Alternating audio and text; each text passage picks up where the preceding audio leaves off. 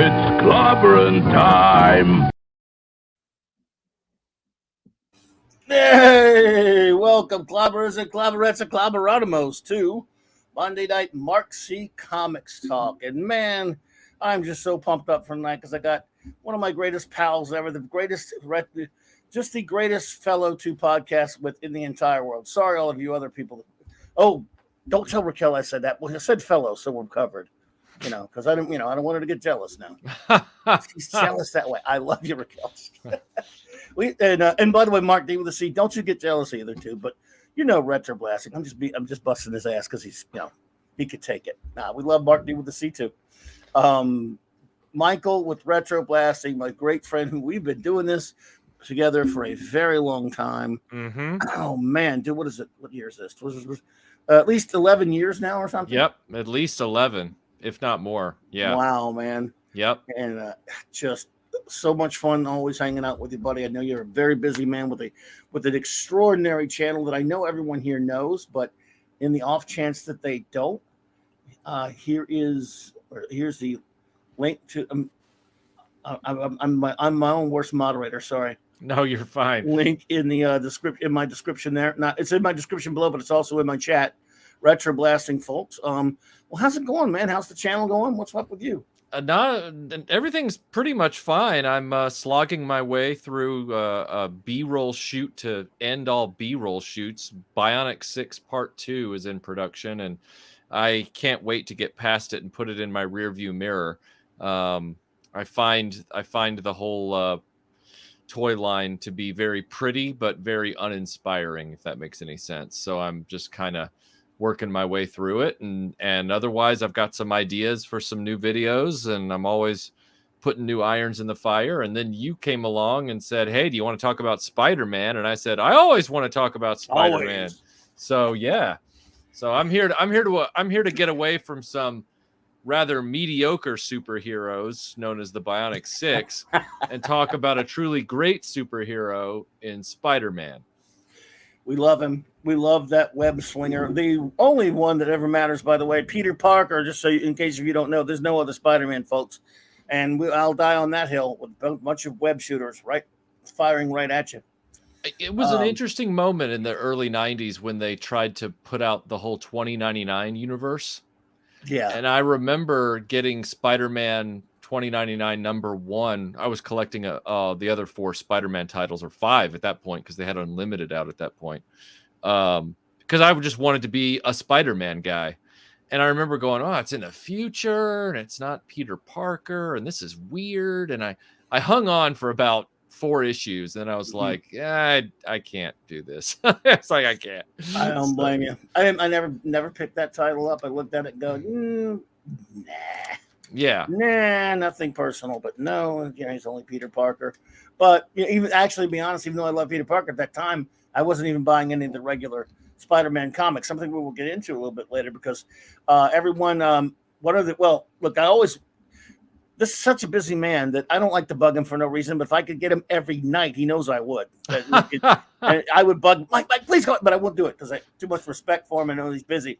So I always make sure I have a good excuse to have him out. I never treat him like, hey, man, you ain't doing nothing. Come on here, just shoot the shit with me about nothing. We'll think of something.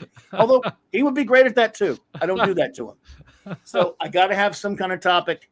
And I'll sometimes go, damn it, I haven't had Michael on in months. I gotta get a scheme going to get him back on.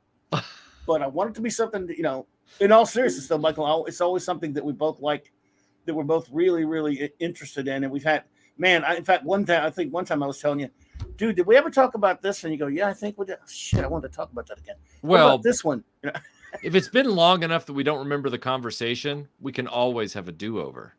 Yes, I hate remakes usually, but in this case, I think some Clobberin Times Retroblasting team-up remakes would not be a bad idea, because a lot of them were done way over there on BTR. I agree. I totally agree. We should totally do it. I got one in mind, but I got several in mind, but I'll run it by you later. Okay. So basically, a little show note, everyone. I'll be here. What is it? When will I be here? I don't know if I'll be on Loki's comic book roundtable on Wednesday night or not this week before I do my wild card Wednesday night show. So I'm not sure yet, but it's possible I will be. but I'm not so sure.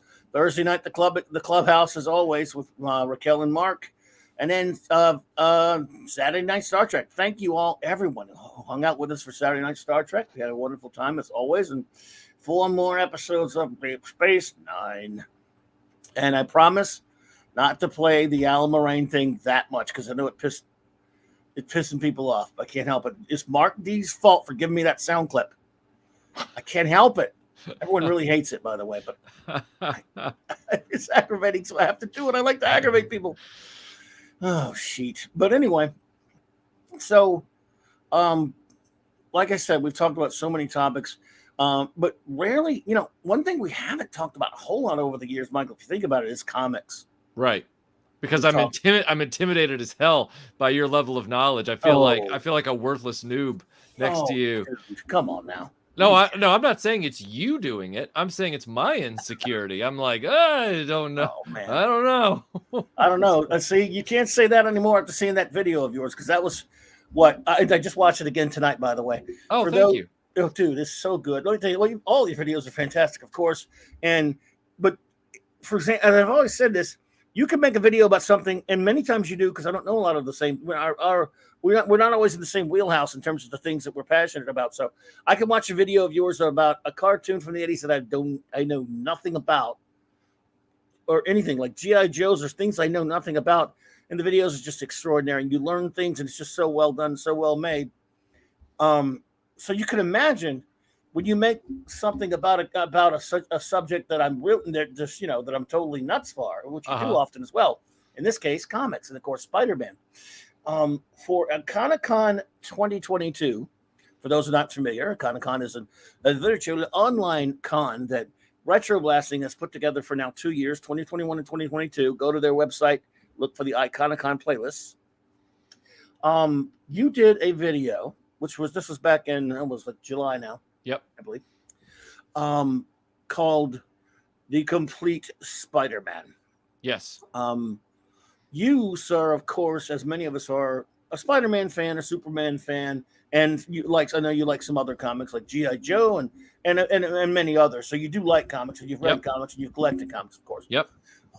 You did a video talking about your experiences as a youngster in the early 80s when you, for a brief time, lived over in the UK. Mm-hmm. About your Spider-Man collecting experience. And I actually watched it the first day you released it, actually before, it was somewhere around there. And then just watched it again today. God, it's so extraordinary, dude. But I was almost mad at you when I first watched it. I said, damn it, Mike. I thought I knew a lot about Marvel UK. And you're telling me all kind of shit. I did not know. And I'm embarrassed. Well, it was a crash course for me as far as having to pull together the information for that video, because I only experienced a very narrow pie slice of that Marvel UK thing directly. Because when I lived there, I was reading Complete Spider-Man, and then right as I was about to leave, it turned into the exploits of Spider-Man.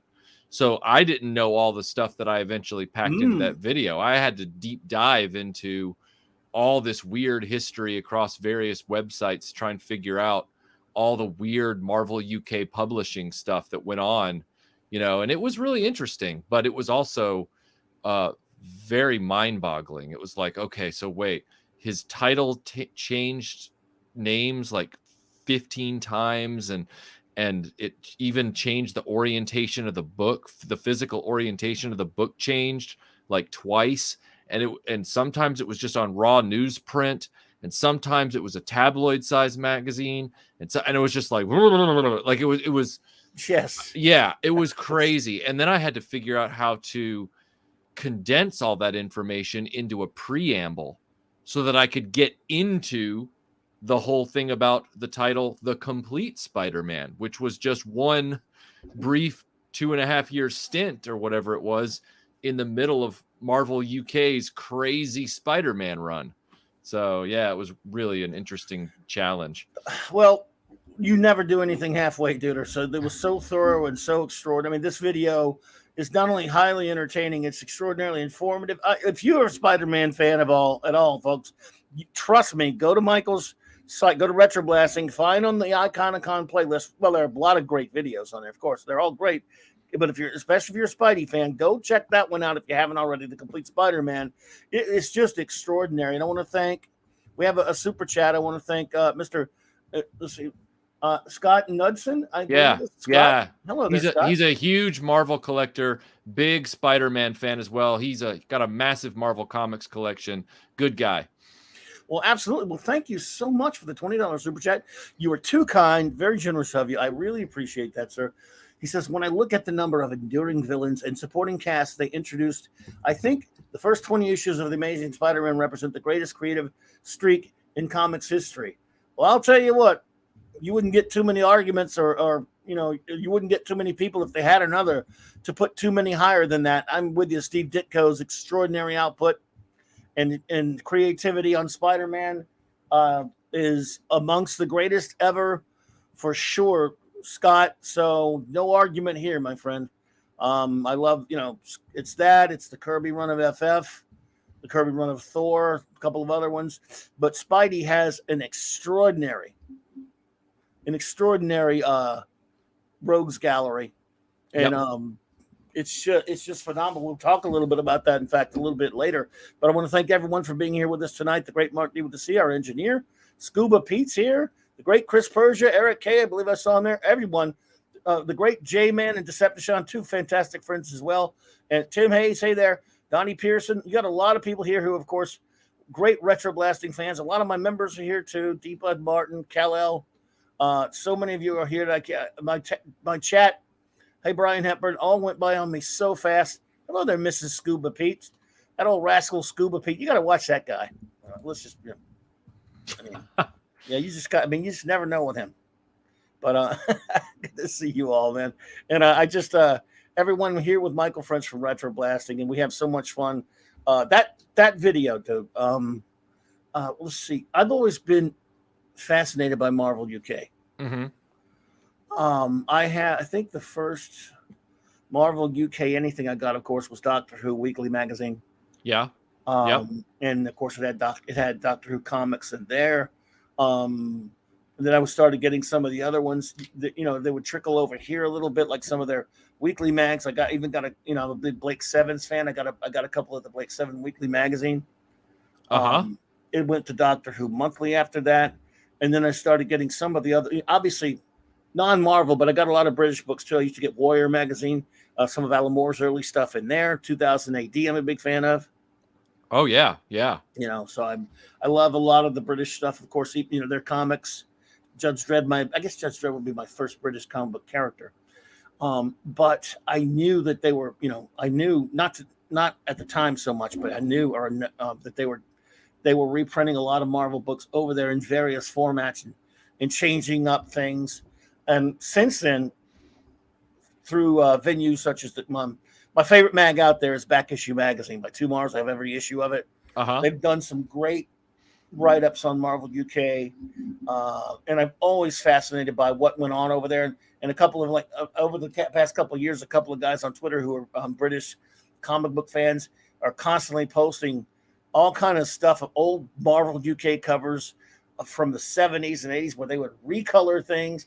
They would reprint crazy stories. One of the craziest ones, I think, was I went to this. Someone put up a site where they have all the Planet of the Apes comic books on a PDF, comics on a PDF. I'm looking at those one day a couple of years back. I'm a big Planet of the Apes fan, as you are. We've done a show about it.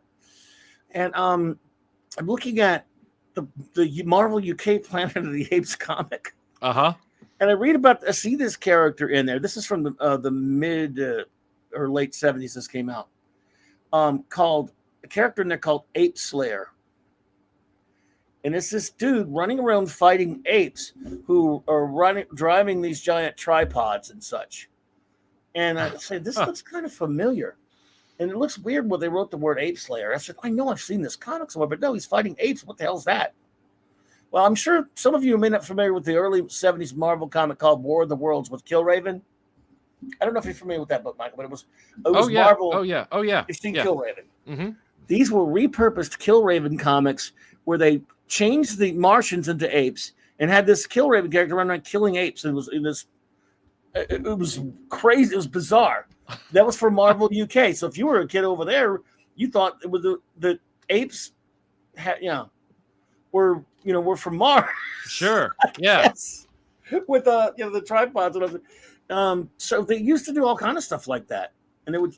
I've seen some Hulk comics where he's painted orange. Wow.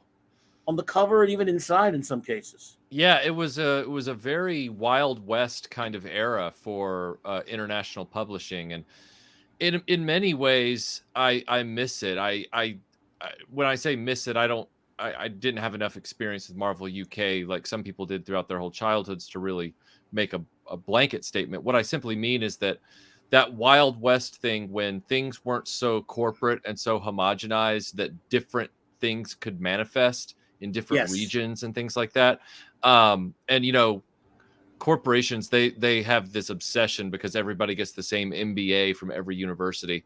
They all get taught the same dumb ideas, but they're like, oh, we have to have brand synergy across all of our markets. And it's like, yeah, but guess what? That totally takes away the last vestiges of creativity and of independent thought and strategy and instincts and all that kind of stuff, and even focusing on the market you're in, because if there's one thing corporations are really bad at, and we all know it, it's understanding the different markets that they operate in. In other words, they don't understand that there are cultural differences in this country versus this country, and how many times have they made these dumb blunders. I mean, one of the most famous stories of it, not to get away from comics too much, but just to illustrate my point, when UPS, the famous shipping company, when they first went into Europe and they first went into the German market, somebody had to tell them right there in the beginning in the 70s, they were like, or maybe it was the early 80s, they were like, hey, it's probably not a good idea for you guys to have thousands of trucks running around with guys in brown uniforms with brown shirts in our country. And they were like, wow. So they had to, for several years, they had to actually put them in what looked almost like a striped, almost like a popcorn stand guy's shirt, or like a, like it was a multicolored yellow and white striped shirt. Very strange. But the point I'm making is that's how clueless and out of touch a lot of these corporations end up being. And so nowadays, you're not going to see a Marvel UK like you did even 25 years ago. Like it's all kind of become samey thanks to the ownership from Disney. So these are innovations in comics to really cherish as part of Marvel's collective history. Yeah, they're not part of the main, they're not always part of the main, day and date American published issues runs. They're not part of those, but they are part of Marvel's history. And if you're a fan of a specific character, digging into the Marvel UK stuff, you can do no wrong. It will not lead you astray. You will get brand new vintage stories of your favorite characters, as well as comic formats you've never seen before, and short strips and all kinds of stuff that you weren't aware existed. Yes. Oh yeah, absolutely. It's crazy, man. So by the way, let's see here. Oh my God, my poll. I'm shocked. Would you like to? I have a poll because a Spidey poll here that I'm always shocked when I do this. I only have 33 votes on it so far, but they never cease to amaze me, these polls, when I take them. I asked a question, a Spidey question, Michael, which is, which of these 4 classic Spidey artists is your favorite? Steve Ditko, John Romita Sr. It's a shame I have to put Sr., but I'm not going to start bashing onto you. Gil Kane or Ross Andrew. The first 4, the Fantastic Four Spidey artists, really. Yep. Who do you think would be in first place, if you had to guess? I'm gonna guess Romita, simply because he's probably, for the casual above average Marvel fan, he's meaning comics, he's probably the most well-known name. I probably would have guessed that maybe too, but I'm not sure what I would have guessed. But we actually have right now in first place Steve Ditko at 48%. Oh, good. That's And actually yeah. And, well, yeah, but like I said, I'm not allowed to vote, by the way. You could, but I can't. Ramita at 32% in second place. The great Gil Kane. First, we get Ross Andrew at 11 and Gil Kane at 6. Man, I love Gil Kane, guys. What's wrong with you? Yeah, Gil Kane did killer Spider-Man art. Oh, like his art was awesome. Yeah, it's that wasn't me giving my preference, everyone. No, I understand. That was me trying to predict what the masses might say. But I'm glad to see that Steve Ditko is having his renaissance finally with Spidey fans. I gotta be honest with you, dude. Yeah, this is gonna shock you. I love my Ditko run. I kind of lean towards Ramita. Well, I had to pick a favorite. I don't get a vote. I'm not saying it just because I'm on your show and you just said it, but I like Steve Ditko a lot for what he did, and I know there's people in the chat who are like, "Oh yeah, Ditko all day, every day." Sacrilege. And I don't want to take anything. I don't want to take anything away from Steve Ditko ever, but I do kind of warm to Romita Senior's art more. When someone says Spider-Man, I freely admit I think of some of those iconic Romita compositions, and yeah, he had a bit long, just a little bit longer run. Yeah, which doesn't matter. All 4 of these guys had really long runs on the character. There's something about the Ramita version maybe being something definitive. I love Ditko.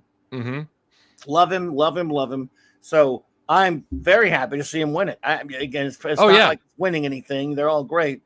I'm just saying, if I had to pick one, I might actually lean towards Ramita and then Ditko and then Kane right there. And I love Ross Andrew. He was fantastic. In fact, after you get past those 4, there's not many that I'm that excited about as Spidey artist, because just because of a different era, I guess. In fact, was it a couple year or two ago, whatever? I remember I was making these for each character that I love, Marvel, DC, or what have you, like a who was the definitive artist for each character. And I was trying to come up with like 4 or 5 for each character, and obviously I had those 4 for Spidey. And then after that, I'm going, who do I even want to consider after that? Who am I really even interested in putting on here after these 4? After Ditko and Ramita, and Kane, and Andrew? Is there really anybody that I care much to put on there? And here's actually what I came up with. I did. I only really did 5. And I put Pollard on there because I wanted to have 5. Really, I like Keith Pollard's run. He didn't do it long enough. I don't. Romita Jr. was okay. I don't know, man. Well, Romita Jr., he was what, the 80s? He started around in the early 80s. Yeah. It was early 80s, and he wasn't like let's say, J-Man said, I may get unwrenched for this, but Todd is up there for me. Run.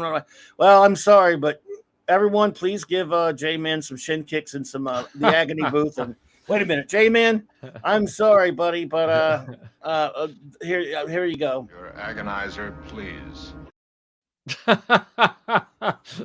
Oh, I just like an excuse to play that one. No, J-Man, hey, this is cool. Well, I don't like McFarlane, but most people do. I'm used to, as you know, Mike, I'm used to being in the minority on lots of comic book opinions, and I like it there. Yeah, I'm sure you were happy when you heard me do the rundown of my takes on the artists. I liked it. Yeah, because McFarlane to me was always like, you could tell he was a really, really talented artist, but I just didn't think he was right for superhero comics. And I know that sounds crazy given how much money and notoriety he's had. And I respect what he achieved with his artwork and his career and all that kind of stuff. But I liked Eric Larson and Alex Saviuk a lot better. What's funny about what Wagner puts here? When I put that on my Clobberin Times Baxter Building basement page, Ron Friends himself, Wagner, true story, came in and said, "What? No Ron Friends?" And he was kidding because he's a nice dude. Uh-huh. And Friends came on the book after I'd left it. I can't stand the black costume. Throw things ever you want. I hate it. That was right around that era. I'd already dumped the book because of Secret Wars. I was kind of out of Spidey for a good while there, which is something Michael and I are going to talk about in a little bit in terms of him. I learned more about that era from him than anyone else because I'd stopped buying it before that. But yes, Ron Friends said the same thing. Guagnari said no, and he was teasing. He's a really good-natured, nice guy. Right. I'm like, man, now I feel like shit. I should have hit the guy. Man, what the hell? I think with a character like Spider-Man, there have been so many artists at this point to touch the franchise that it comes down to groupings, especially when you look at a book like Amazing. Just taking Amazing alone, you've got to look at, okay, how many good artists that were popular with readers did they have in a row from era to era? And then when were there dips, in that, where things become a little muddy and more forgettable, and so you kind of end up grouping things up a little bit like you just did with four original people on Spider-Man. That's the only way you can really get your arms around it at this point, because we're almost 60 years of 60 this year. 60 this year. So it's like, yeah, this kind of you would almost have to create polls per decade at this point, where it's like, okay, who is your favorite 60s Spider-Man artist, and who is your favorite 70s Spider-Man artist, and 80s. down the line. Yeah, you can do it that way for sure. Yeah, no question about it. When you started, reading the comic, buying the comics, and again, everyone, you got to check out this video. It is too good. It's extraordinary, and it's so informative. You went through in detail sort of how you got started and these artists.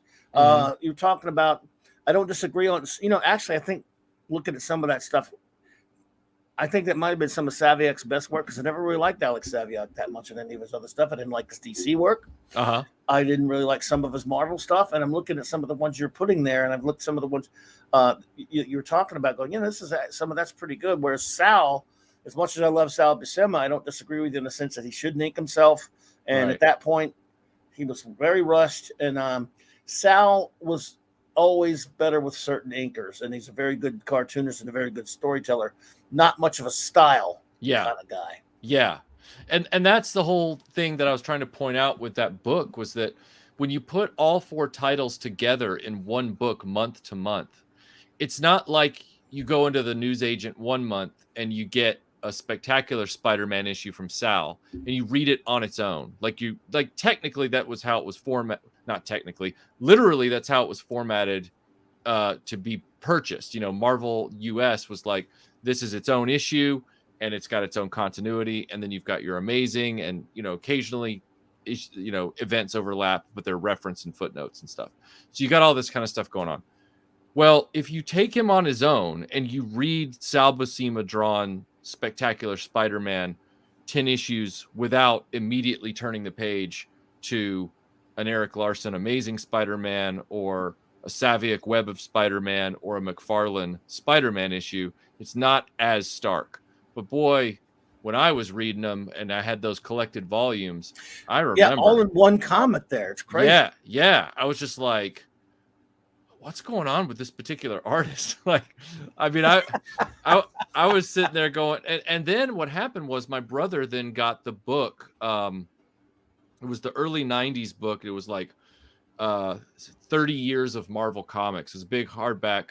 It had Spider-Man on the cover, but it went through like the history of Marvel. And I remember seeing Sal Buscema artwork from the 70s reprinted in that book, like the Hulk and other stuff. And it was really, really good.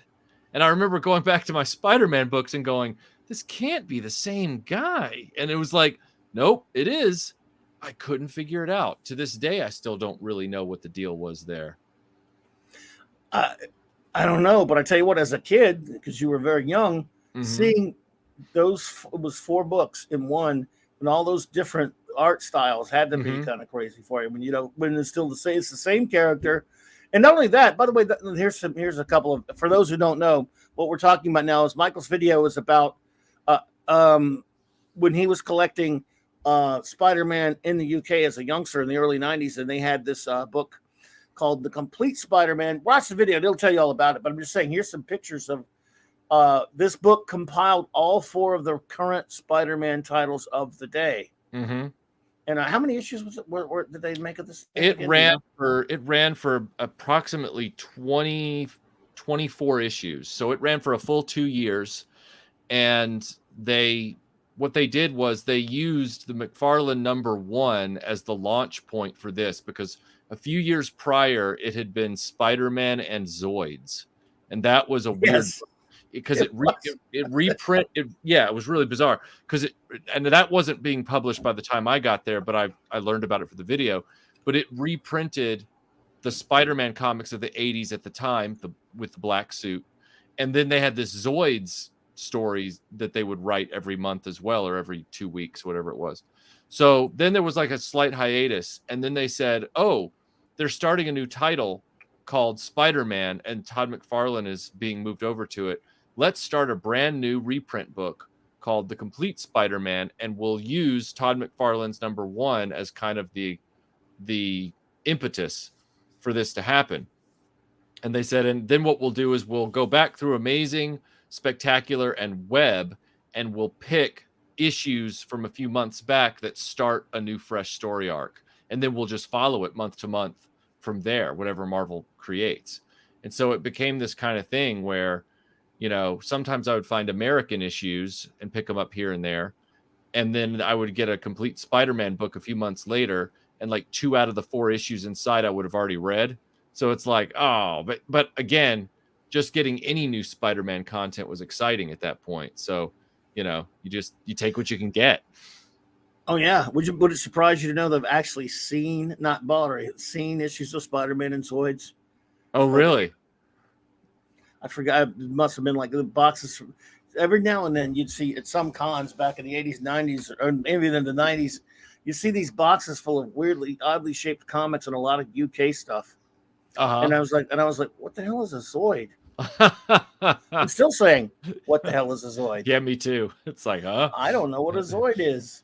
Every now and then people send me Zoids as donations, and I'm like, I'm looking at them. They're still with the boxes and everything, and I'm like, I still don't know what Zoids are. Wow, we may never know what Zoids are. If anyone can enlighten us, you guys just now we're gonna get some smart ass remarks. I know it, but come on, Scuba, you know you want to. But yes, this is just so cool though, because I imagine them, cool overload for a kid. You get 100 pages or whatever it is. Yep. Of Spidey stuff from 4 different, titles. It was a great way to spend an afternoon. I'll tell you that much. Go to the newsagent, pick up a copy of Complete Spider-Man, go home, hope you get the reclining side of the couch, before your brother does. Sit there and just read, Spider-Man all day. It was really a nice way to spend time. And even though I collect the Amazing Spider-Man omnibuses now from Marvel, to backfill issues that I otherwise would have to be Jeff Bezos to purchase the authentic, copies of, because I don't have that kind of cash. Even though I'm collecting those now, and I've always had an appreciation for the classic Spider-Man run as the penultimate storytelling of Spider-Man.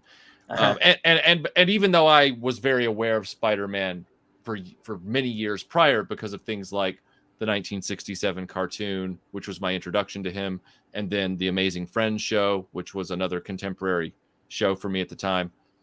My first Spider-Man comics were these comics, and they were legit Marvel stories being told month to month. And so that was a really exciting thing for me. It was like, oh, I'm finally seeing Spider-Man in his real environment, his real habitat. I'm seeing him in context. I'm finally starting to understand what the Marvel universe is all about, because up until that point, I'd only been collecting G.I. Joe. And as you know, I'm terminally objective. So as much as I love G.I. Joe and as much as I think it's a good book, it is not a book that would have helped a person understand what the Marvel universe was about, if that makes any sense. So yeah. Totally. Yeah. Absolutely. And this one, what a great way to get into Spidey. Yeah. I love the artwork at the time. It was weird to me.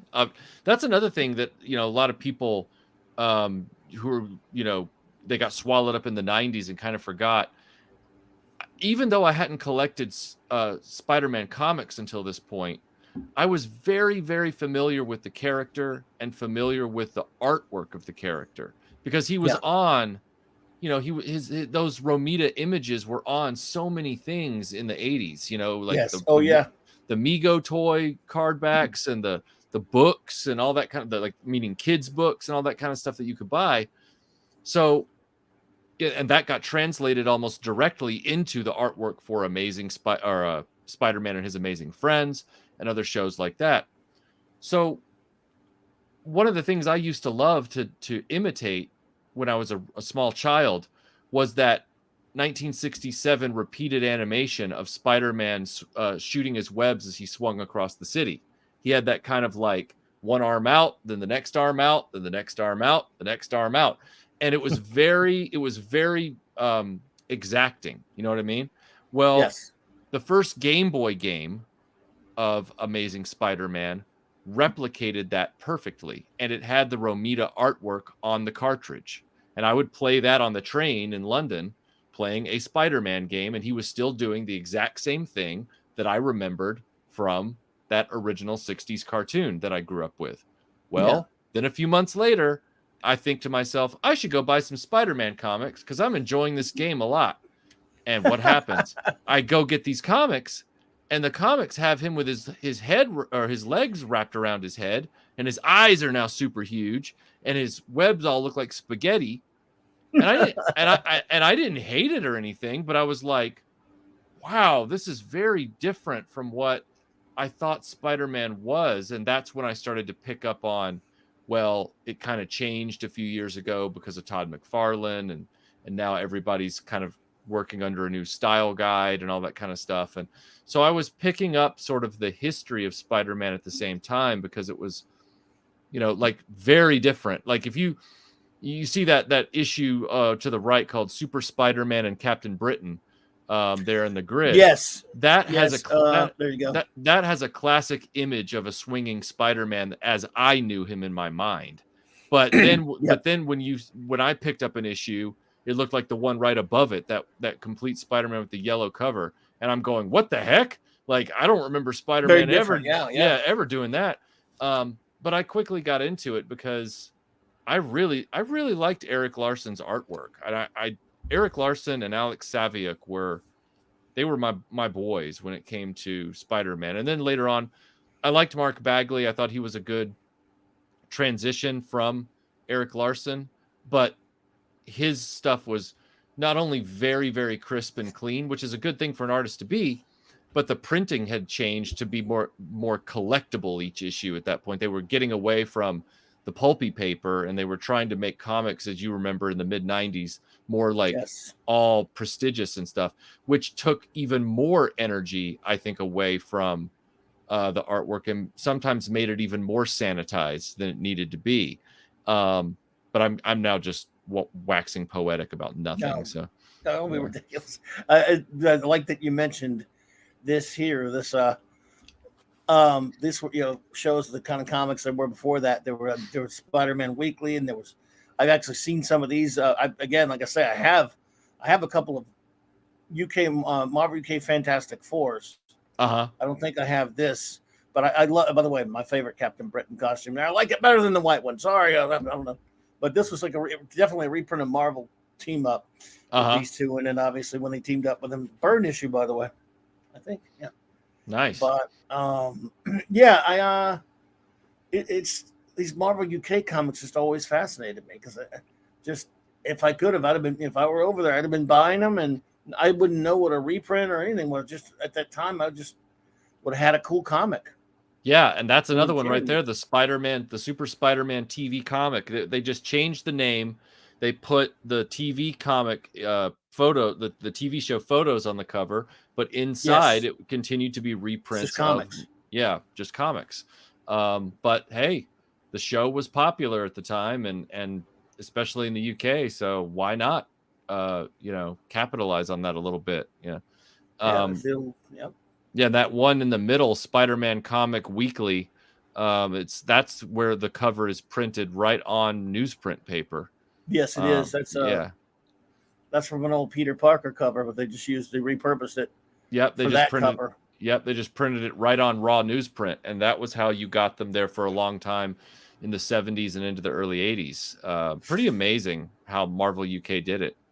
It was, yeah. I mean, you got a Godzilla story as well, and you got nine great, 9 great stories. Godzilla, you got a Daredevil reprint as well. I mean, we're doing pretty well.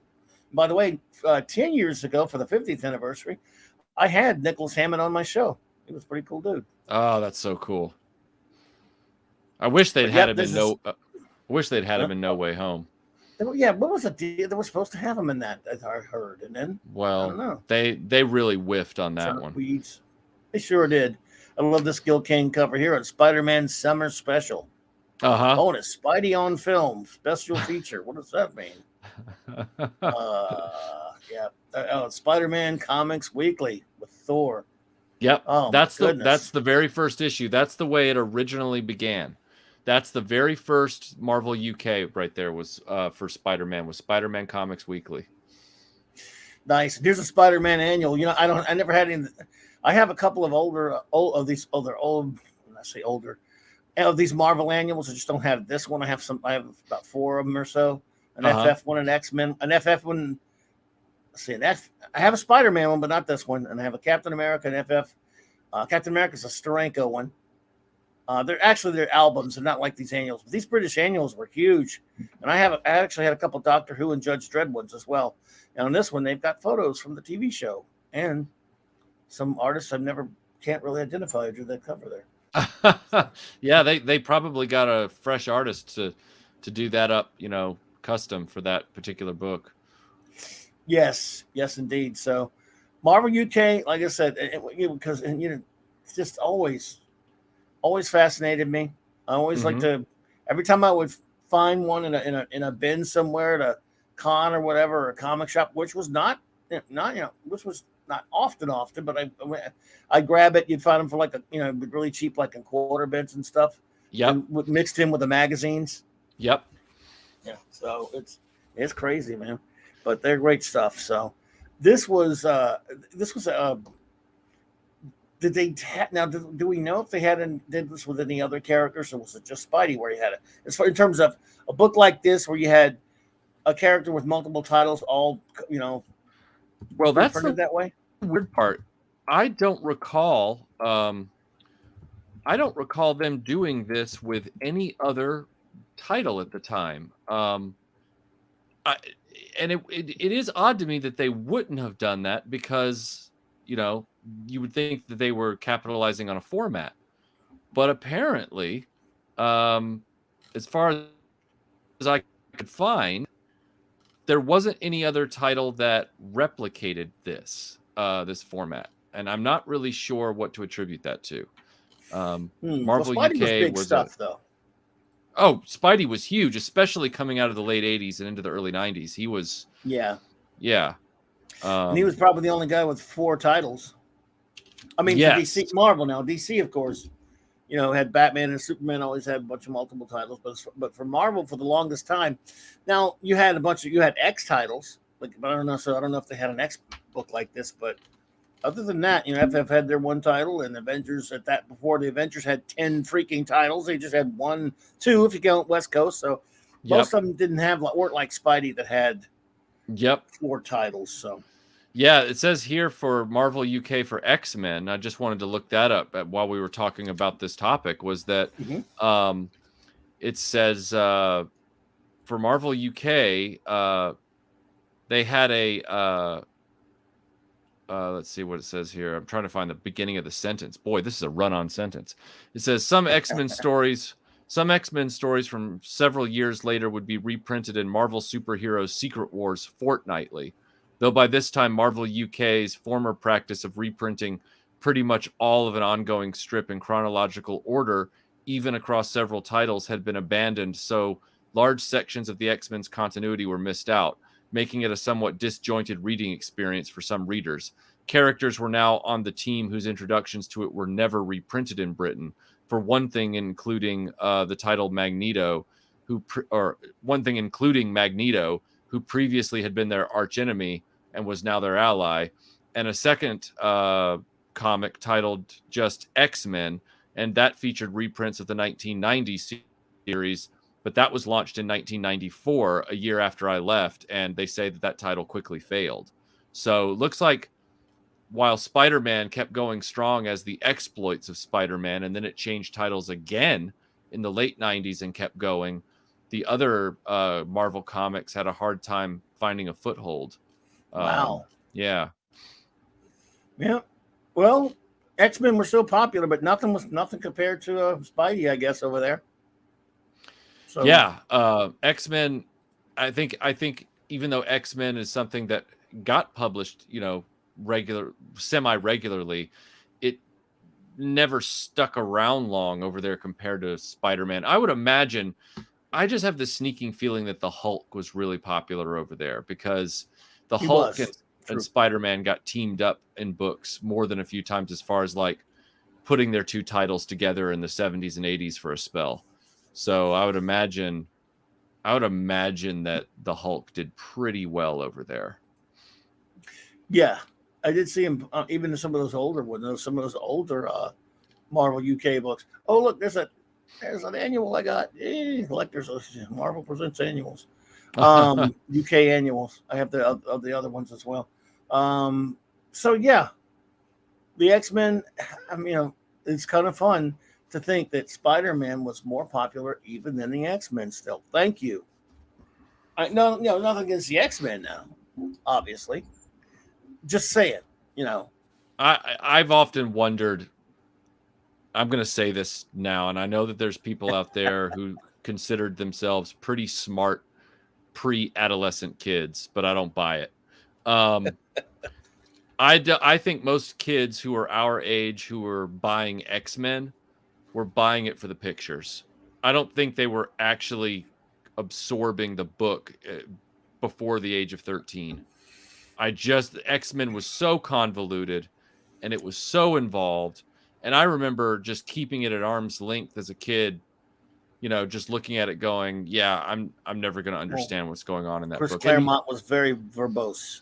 Yeah. And on top of that, I don't think I'd understand what's going on in it now. Like X-Men is the as the world turns of the Marvel universe. Always was a soap opera. Yeah. Well, new X-Men starting with the new group, and when Claremont started after Lin Wein created it for size X-Men #1. Yes, it became a soap opera, but it was still pretty good until like when after Byrne left or something like that, and Claremont just went on forever. It was wow. I guess he got paid by the word at some point. Oh wow. Okay. I'm kidding there, but it could seem like well, no, I'd believe it. I mean, like you say that, and you can get the joke to go by me but I would believe it. Like I just would. Yes, and that's reflected in the Fox cartoons, which that's what I kind of wanted to touch. I want to touch on some Spider-Man cartoons a little bit, if you indulge me there. Yeah. You obviously, because we both. It looks like even though I'm old compared to you, one thing we have in common on Spidey is we both were introduced to him. The 67 Spider-Man cartoon, whatever year it was. 67. Yeah. Even though it was it was new on the air when I saw it, and it was reruns when you saw it, but still, it was our first exposure, I guess. Yeah, because growing up in Nashville, Tennessee, every afternoon when I would get home from preschool, I distinctly remember Spider-Man playing, and this was before the deregulation of children's television in '83. So what was on in the afternoons was not tied to toys in any way. So you would have, on Saturday morning, you would have TV shows like Spider-Man and His Amazing Friends and the Super Friends, and you would have Black Star and things that some of those things would get toys after 83, but this was like 81, 82. Like you'd have Thundar, stuff like that on TV. In the afternoons on weekdays, it would be a grab bag of like Looney Tunes, Tom and Jerry, Chilly Willy, and then Spider-Man. And of course, if you do that lineup, when you're a kid, you like watching all of it, but Spider-Man stood out. It was special. Like, Oh yeah. you know, it was like, oh, this isn't a talking animal. Like, this isn't, you know, somebody dropping an Acme product on somebody's head. Like, this is Spider-Man. And yeah, that's how I started seeing it. And then when I discovered on Saturday mornings there was another Spider-Man show, I ended up getting Spider-Man 6 days a week because I got, you know. Yeah, they brought it back for a little while. And no, Parrothead, sorry, by the way, I'm sorry I can't stop to see all your questions. I'm seeing them as much as I can, but you have so many good questions, I wouldn't know where to begin. But I would say that, no, we are about to talk about Amazing Friends because Michael's a big fan of that. But I wanted to start with some Spider-Man animation. And that's where we both started at 67, but right around 80-ish or something, right before Spider-Man and His Amazing Friends, it was very weird. They've started a new Spider-Man show. There was just a single Spider-Man show for one season. Yep. And you don't hear much about that one. I mean, it's now around, but it didn't get rerun or anything. Whereas Spider-Man and His Amazing Friends would get rerun later or whatever. That one got forgotten for the longest time. Yeah, it got forgotten for a long time. As a matter of fact, it was a weird memory trigger because when I finally watched it as a 30-something adult, you know, I got my hands on a copy of it. I remember going, holy crap, I vaguely remember possibly seeing some of this. I forgot all about it. Yeah, as a very young kid, because they used the same intro and intro music with slightly different animation for Amazing Friends. They just changed the main logo, but used the same composition. Yes. And so it was a very surreal experience to revisit that. And but it was part and parcel to the same thing. You could almost see those two shows, even though they had different voice actors between the two shows to play Spider-Man, you could still see the two series as companion pieces to one another almost. It was kind of, I don't know how to describe it. It was a very odd transitional show because most people remember the 67 show and Amazing Friends, and that one gets skipped over. Yeah. I think it slipped my memory. I mean, I think I've, like you, it came when I went back. I don't know how I even remember it now. Now it's you can see it out there. It's on certain apps that I won't name, but you know, right? A certain app that we should not speak the name of. And then, so in other words, it's out there. You could actually watch it now, and when you watch it now, it's kind of weird. But I can tell you this because I know that you, sir, are a huge fan of Spider-Man and His Amazing Friends. I was around. What year did that hit again? That was want to say 81, 82, something like that. Yeah. So in other words, I was 17-ish or something like that, and my favorite thing, obviously, other than the Spider-Man character and the comic and stuff, I loved that cartoon, the 60s cartoon, so much that, and I was, of course, one who also loved to read Marvel Team Up and things like that. So when I saw they were doing that, I was like, wait a minute. Why is he living with Iceman and some chick who I've never heard of called what? Firestar? Who the hell's that? Right. Why do they have all these fancy gizmos and gadgets in their apartment? Why?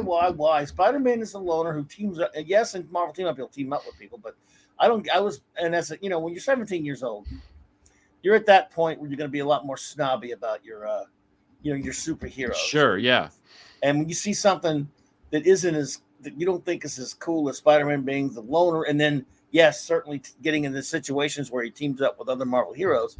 I'm admitting it to you because I'm not proud of it because I know you and many other wonderful friends love that show. I was mad at it. I was like, what the this is ridiculous. No. Dude, I totally get it. I totally get it. I mean, years ago when I did my retrospective feature on Spider-Man and His Amazing Friends, I did talk about how I had fond memories of it, but then I started ripping episodes a new one because I was like, this show is bizarre. And I think and you know this better than anybody because you and I've been friends for so long. That's what people can't figure out. I think it actually logic loops their brain like Kirk did with Nomad, where they go, wait a second. He grew up with this. He admits to having fond memories of it, and now I'm hearing him slam it and deconstruct it, and get real sarcastic about it and all kinds of stuff. And they're like, he's such a hater. And it's like, no, I'm not. But I'm also very objective. Like, I can sit there and look at Spider-Man and His Amazing Friends, and I'm not wrapped in a metaphorical blanket of warm feelings. I'm looking at it going, yeah, this show, I dug it when I was a kid. Let's look at it now. Wow, this thing is really weird. Like, this is a weird ass show, like, and I'm okay saying that because that's how I have fun with it, So, dude, no, I totally am with you on the whole thing about how Amazing Friends is a weird package. Like, it is a weird show, and yet at the same time, I think the reason that I still like the iconography of it, of Firestar, Iceman, and Spider-Man, and I know this is going to sound bizarre, but I think you'll follow me on this. Sure. I think the reason that even as an adult, I can still kind of have that iconography on display in my house and not be like, yeah, that show was weird, even though it was legitimately weird, is because those two people who are with him are not annoying kid characters. That's a good point. Besides, you understand you were a kid when you were seeing it. I mean, you still look back and you can enjoy. Go, look, I and still have a lot of love for it and goof on it at the same time. Yeah, I enjoy goofing on things. Like, I still legitimately walk away liking certain episodes a lot, like the one where they gave a whole history lesson about the rise of fascism and Hitler with a whole thing in it that Disney Plus is not brave enough to show people, by the way. It's not on that one? No. It's not on there? No. Oh, shit. Yeah, it's terrible. They cut that episode out of the run because they're like, wow. Oh, we can't teach children about the rise of fascism. God forbid we teach kids about something that dangerous that can happen in a society. No. God forbid. So because the footage that they animated for that actually showed there was Spider-Man, Iceman, and Firestar are watching. They go to like this college professor or historian's studio or whatever at his university, and he like shows them this film reel, and it's black and white footage being projected showing animated versions of the rise of Nazi Germany. And it's really telling because that's the episode the Red Skull is in, so it's all tied together. So like, yeah, I remember the Red Skull being in it, but I don't remember anything about the episode other than that. So it's not on the D+. No, I've got a copy of it if you want. I can email it to you. It'd be interesting to see it, but no. Yeah, but there was good stuff in it. There was legitimately good stuff, including the backdoor pilot for their attempt at an X-Men show, which eventually manifested into Pride of the X-Men that you and I talked about. Yeah. So there's a lot of interesting stuff in Amazing Spider-Man and His Amazing Friends, and yeah. No, it was, and also not too long around the same. excuse me, around the same time there was a Hulk show. Yes. Where when he would change back to Bruce Banner, his freaking clothes would come back on him. Right. Incredible clothes grower. Right. Yeah. I'm like, because again, when you're 17 and you grow up loving the stuff, you don't realize that they're not making the show for you anymore. Right. They're not making it for you anymore. You're supposed to be doing other shit. You're not supposed to be sitting down with a bowl of cereal in front of the TV, in your shorts. You're supposed to be out, running around. In other words, you're not really quite in the demo anymore. So that, the network, right or wrong, doesn't care what you like anymore. If you watch it, fine. If you don't, fine. Well, you don't know that back then in the 80s when you're a kid. You just, wait a minute. Why is Spider-Man running around this? Why is he doing this? Why this? Why that? And why in the hell does the Hulk's clothes come back after he goes back to being Bruce Banner? Right. Why?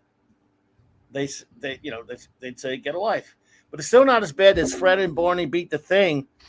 Mr. Mark D. I knew he was probably going to bring it up. Fred and Barney Beat the Thing. That's the worst, dude. Probably the worst ever. I know you. Did you ever actually see that crap? By the way. Oh yeah, I saw the Incredible Hulk show. Yeah, because it. No, I mean the Fred and Barney Meet the Thing though.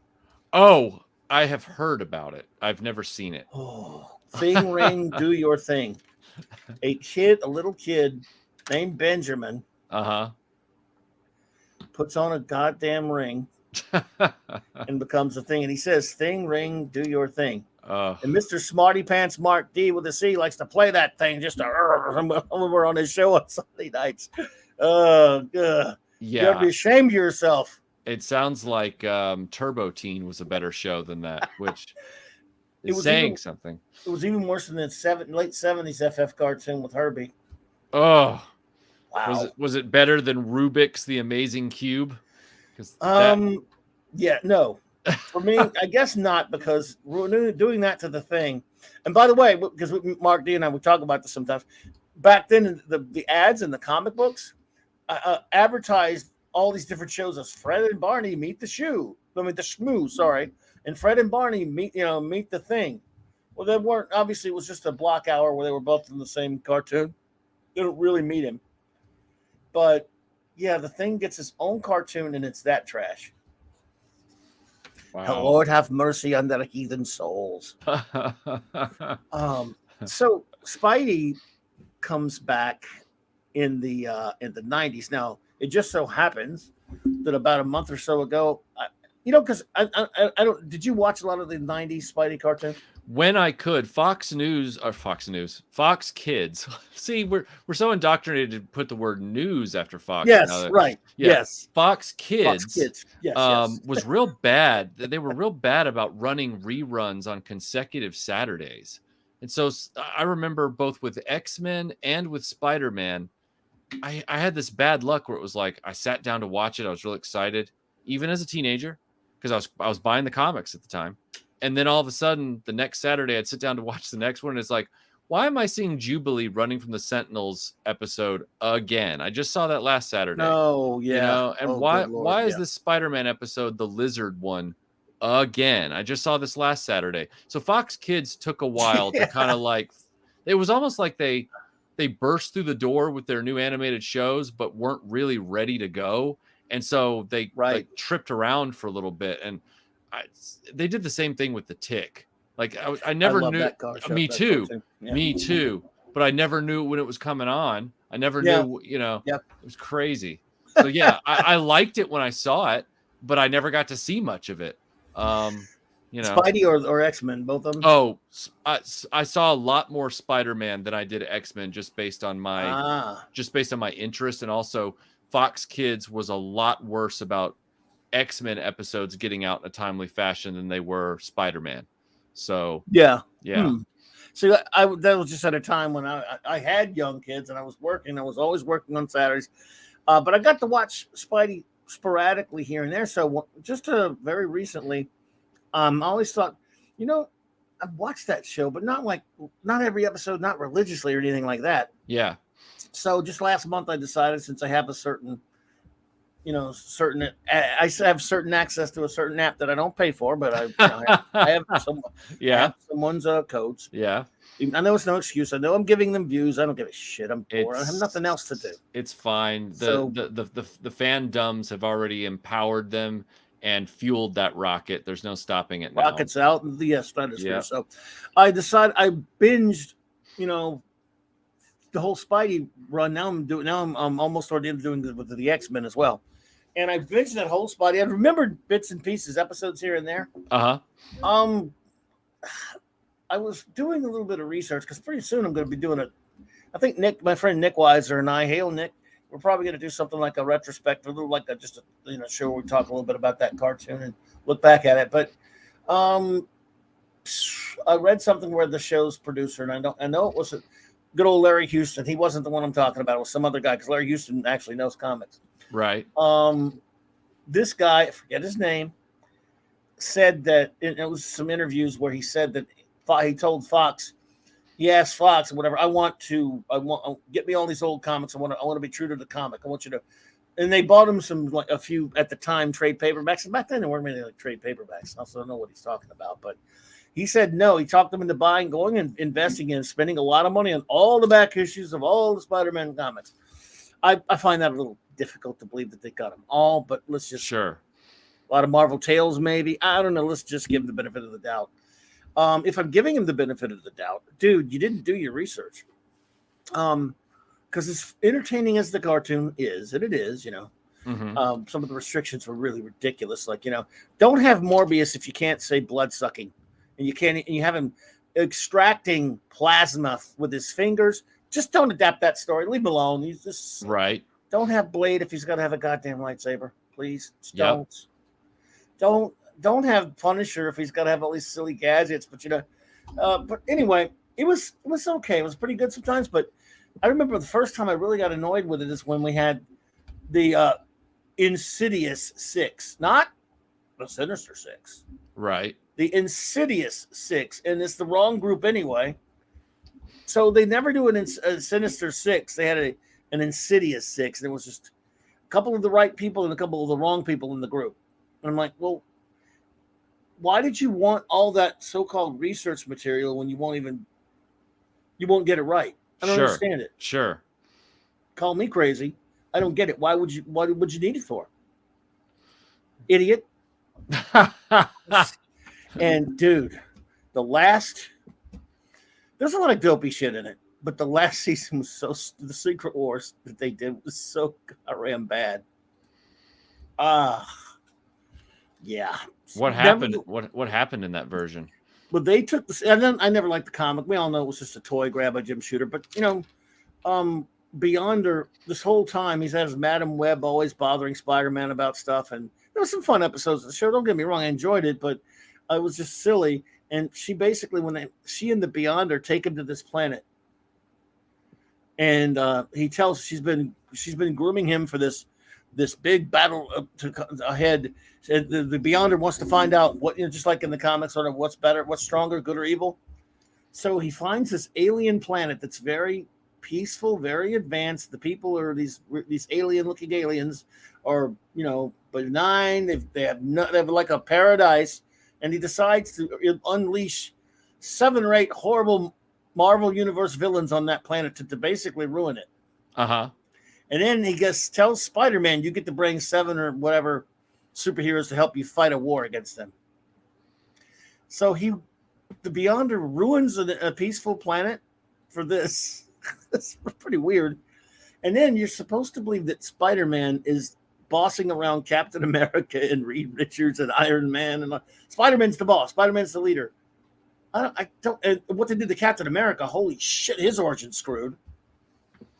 It's really bad. I love the show. It's fun. Don't get me wrong, everybody. I understand y'all have fun. What it did to Captain America's origin was asinine. And then now I'm on X-Men, and I realized I like it and I'm having fun with it. Some stuff, but again, all the things they can't adapt anything right. I don't understand how hard it would have been to adapt it. And I don't like the lineup. To be honest with you, I can't stand Jubilee. Oh, I've never liked Jubilee. I've never been able to. I've never been able to warm up to Jubilee. It's just not a character that does anything for me. Yeah, never liked her. Let's see, you had you get to see Colossus, but he's not a regular member. They don't even show Nightcrawler to the 4th season. They did the Phoenix Saga, then the Dark Phoenix Saga, and they adapted all these classic comics, but they were terrible. I mean, some of them are fun to watch. Don't get me wrong, because but and the funniest thing about it is here you have Wolverine. He's so you can't use him because you can't cut anything. You can't really slash anything up. Right. He's all talk. Wolverine. You watch the show, you realize Wolverine's all talk because they're never going to let him go hog wild on somebody. Sure.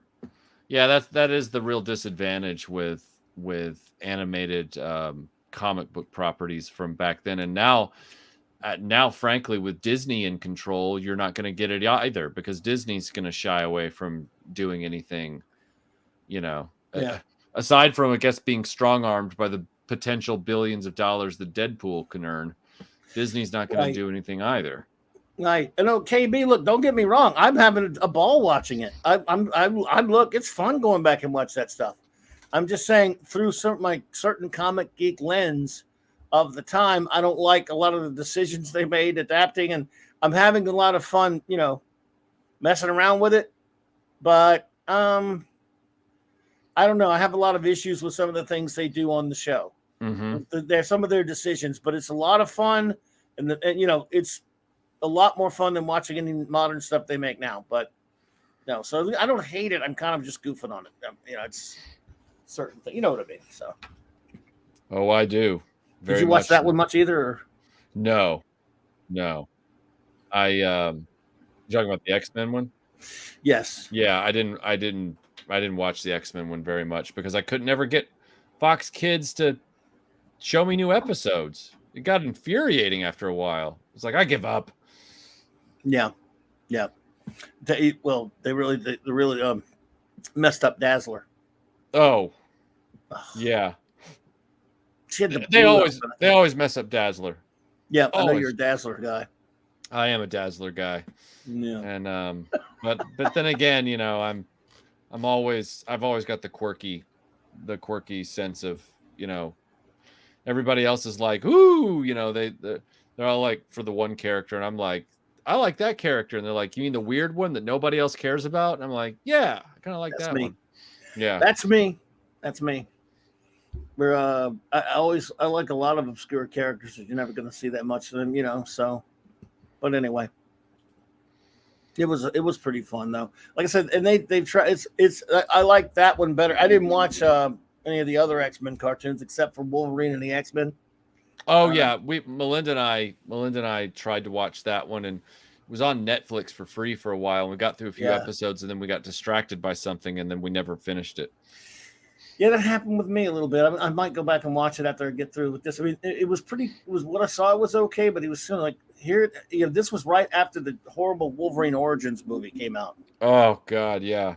And he was like, good old Uncle Wolverine. Everything's gotta be. Why would you call it Wolverine and the X-Men? Oh, there's a movie out. That's why. Why can't it be the X-Men? And there were some interesting things on it, but what are you gonna do? Well, it's like that spectacular Spider-Man cartoon that came out. That yes. At first I was like, oh God, what is this? And then I actually warmed up to it. And then right as I warmed up to it, Disney bought Marvel and demanded that Sony cancel that show. And so Sony had to cancel it right as it was really getting good. And I was like, so it's like the Firefly of Spider-Man cartoons. Like it really is. Yeah, you can't finish it off. So I bought it on Blu-ray anyway because I'm a moron. But I bought them on DVD. What happened to me on that show is when it first came on, and I looked at that animation and that style of art, I was like, Yeah. And then not too long after that, I didn't give it a look. Right. Well, after that, not too long after that, my son was like, oh man, you got to watch this show. It's great, spectacular. I mean, Spider-Man, you would love it. I said, I can't stand the way it looks. That song, no. Yep. Took like a couple of years ago. Bob said, "No, shut up." Every time he'd bring it up, I said, "Leave me alone." Then at Walmart, they were like $5 a pop for like multiple. Like it's only 26 episodes, and they had like tapes with these DVD cases, with a few on there. Said, "All right, if you leave me alone," and I bought a couple of them, and I got past the look. I still wish it didn't have that kind of that animation and art. Right, and it's really good. Yeah, I thought it was pretty decent, and then they're like, but we're gonna cancel it, and then Disney's gonna come out with their Ultimate Spider-Man show or whatever, and that thing was just, I heard that one wasn't very good, so yeah, Disney shits all over everything, and look, they cost us Avengers: Earth's Mightiest Heroes, which is wonderful. God, I love that show, man. They took that away from me. Because I've always said it, Michael. They could have all their live action crap if they would just do a lot of good animated adaptations of some of my favorite comics. Right. It's really all I need. You don't ask for much. No, it's not asking for much. They had to ruin the DC animated movies after doing some good ones. Now that they cost us was it like Avengers: Earth Mightiest Heroes and stuff. They'll never do anything on the level with the second season of the mid-90s FF cartoon. So yeah, I want more of that. I don't blame you at all. Oh, dude. Well, I tell you what, man. Should we take some maybe some questions from our friends? Yeah, absolutely. If anyone has a question, if you're game, dude. I mean, I'm game. Of course, I'm game. What else would I be doing here? Well, thing is, the only one we won't answer questions from are guys like Scuba Pete and Mark D with the C. Because, oh, dude, let's see. You're getting close on the subs, I see. Well, yeah, it's YouTube playing with me. They say that you know what? Let's go to the dashboard. Let's go to the dashboard, everyone, and see where we are. I'm presently at 98,986 after 10 and a half years on YouTube, which means I am an unmitigated YouTube failure. No, but what the hell? No, but no, it's been a very slow climb because like how I talked about it, Amazing Friends. People don't understand that. They either want a rant channel or they want a feels channel. They don't want one where somebody like says this is worth ranting about in this aspect, but this is worth praising. They want people need their tribe defined. Like they need to know, oh, this guy's all about this. And it's like, I hate to break it to you, but people and life aren't like planets in a Star Wars movie. Like you don't get a planet that's just all snow or all sand or all forest. Like you're going to get a person who's got a little bit of a sandy spot and a little bit of a wooded spot and a little bit of a cold, Arctic spot for things. And people just don't know how to handle that anymore. They're like, so. Yeah. Well, get there being you, dude. That's all. Oh, I know. When I get there, it'll be a great victory because it'll be like, yeah, these are all hard-won, hard-earned subscribers, and they're going to stick around. I love it when I see some of these YouTubers talk about, oh, God, YouTube is purging subscribers. I just lost 3,000 subscribers today. And It's like, well, probably because a lot of your subscribers were either like bots or they were porn bots, or they were just fair weather friends or dead accounts and stuff like that. Whereas, I've grown slower, but when those things happen on YouTube, I don't get as affected as hard as some of these other channels do. It's like I just kind of shrug off maybe like 15 porn bot accounts that latched onto me like remora eels. But other than that, I'm all my subscribers are legit. So, which is nice. Good. It's a nice feeling. Yeah. Yep. Well, I hear you there. I mean, like I say, I know it sounds like a cliche. You get there being yourself. So I don't fall in. I hope I don't fall into the category either. I just say what I think. All opinions are welcome here. Everyone around here is entitled to say everything they want, except for Mark D with the C. I just want to make that clear. That other than him and maybe Scuba Pete, I don't know if we want to. Kidding. I like picking on them today. I don't know what it is. Well, that's the challenge that I've run into over the years is people think that people like to think that I can't handle dissenting opinions. And it's like, it's not dissenting opinions I can't handle. It's the fact that most of these guys out there, they latch their dissenting opinion onto this tired wagon of personally attacking you at the same time. And it's like, dude, we're talking about Bionic 6. There's no reason to call me like, the devil spawn of my mom, or whatever it is. Like, there's no reason, to do that. Just say your piece about Bionic 6, but don't call the other person stupid or whatever. Yeah.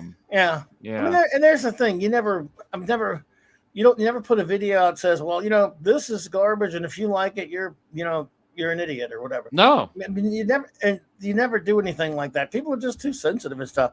At least I can see people more getting pissed off at me because I rant and rave about stuff I can't stand. And even still, I don't attack anyone for liking it unless he happens to be, Scuba Pete or something. Because I don't know. I have to have somebody to pick on tonight. Scuba Pete looks kidding. I love you, brother.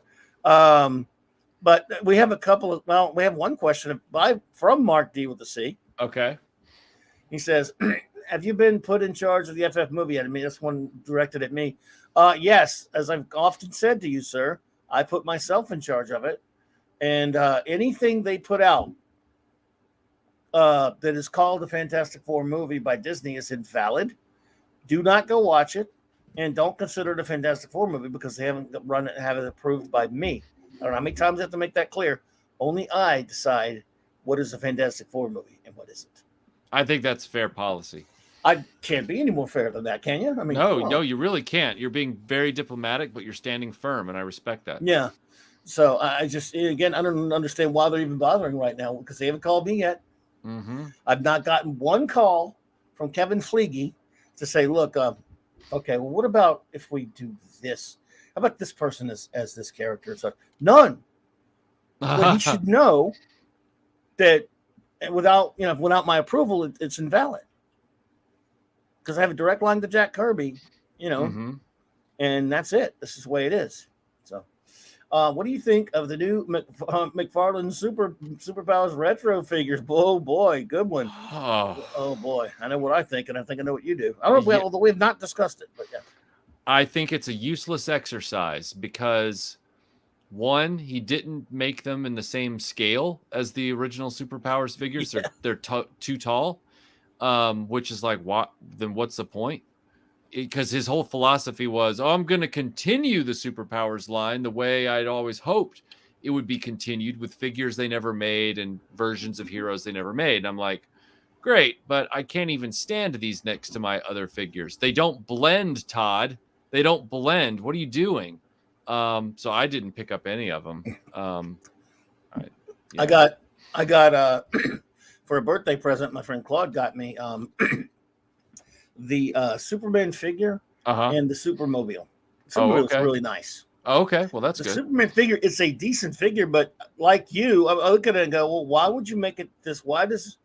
It's nothing like the original, so why are you calling it a Superpowers figure? Yeah, exactly. I don't understand that. Yeah. It's like if he was making them the exact same scale as the other Superpowers figures, even without the leg gimmick, which is too expensive and dicey or whatever, I get that. Okay. I don't mind them not having that.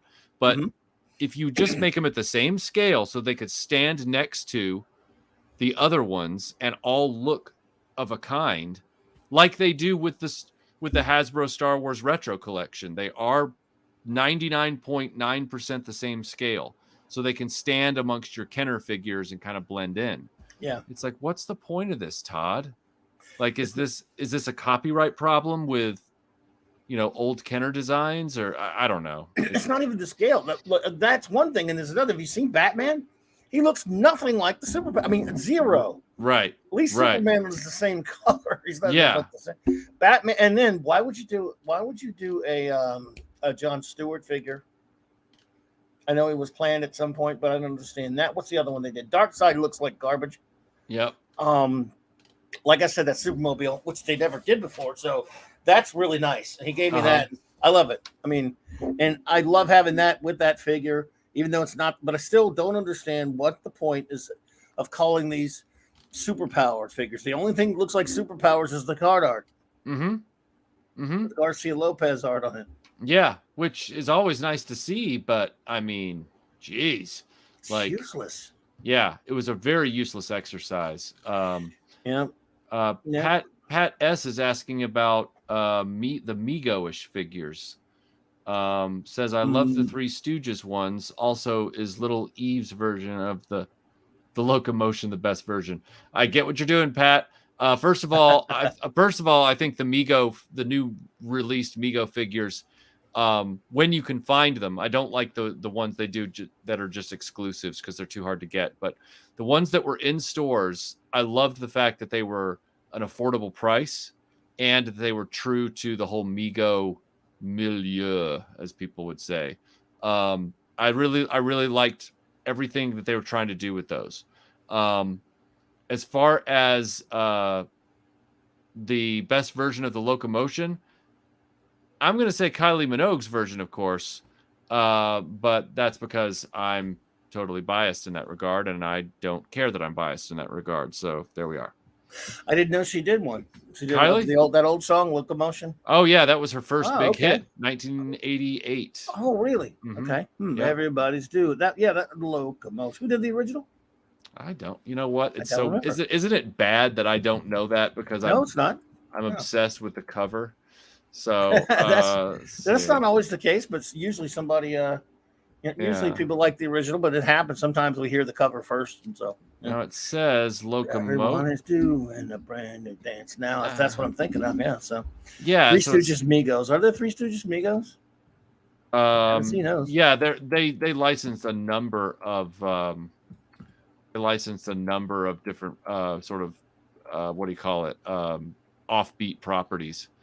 The locomotion was first done by Grand Funk Railroad, and then Little Eva did it. Oh no. Little Eva did it in 1962. So Little Eva was first, and then Kylie did it in 87. So I was all respect to Little Eva for being the first person to do the song, and all that fun stuff. But Kylie's gonna be my favorite. You know what I forgot to tell you? I forgot. What? You are killing me with these man-child news videos. Oh, so fucking great. I love them, man. They're hilarious, dude. I don't know if any of you other folks here join those as much as I do, but I love them. Yeah, they. What's the deal with that? Do you remember years ago when I tried to do that thing called Classics in 60 Seconds?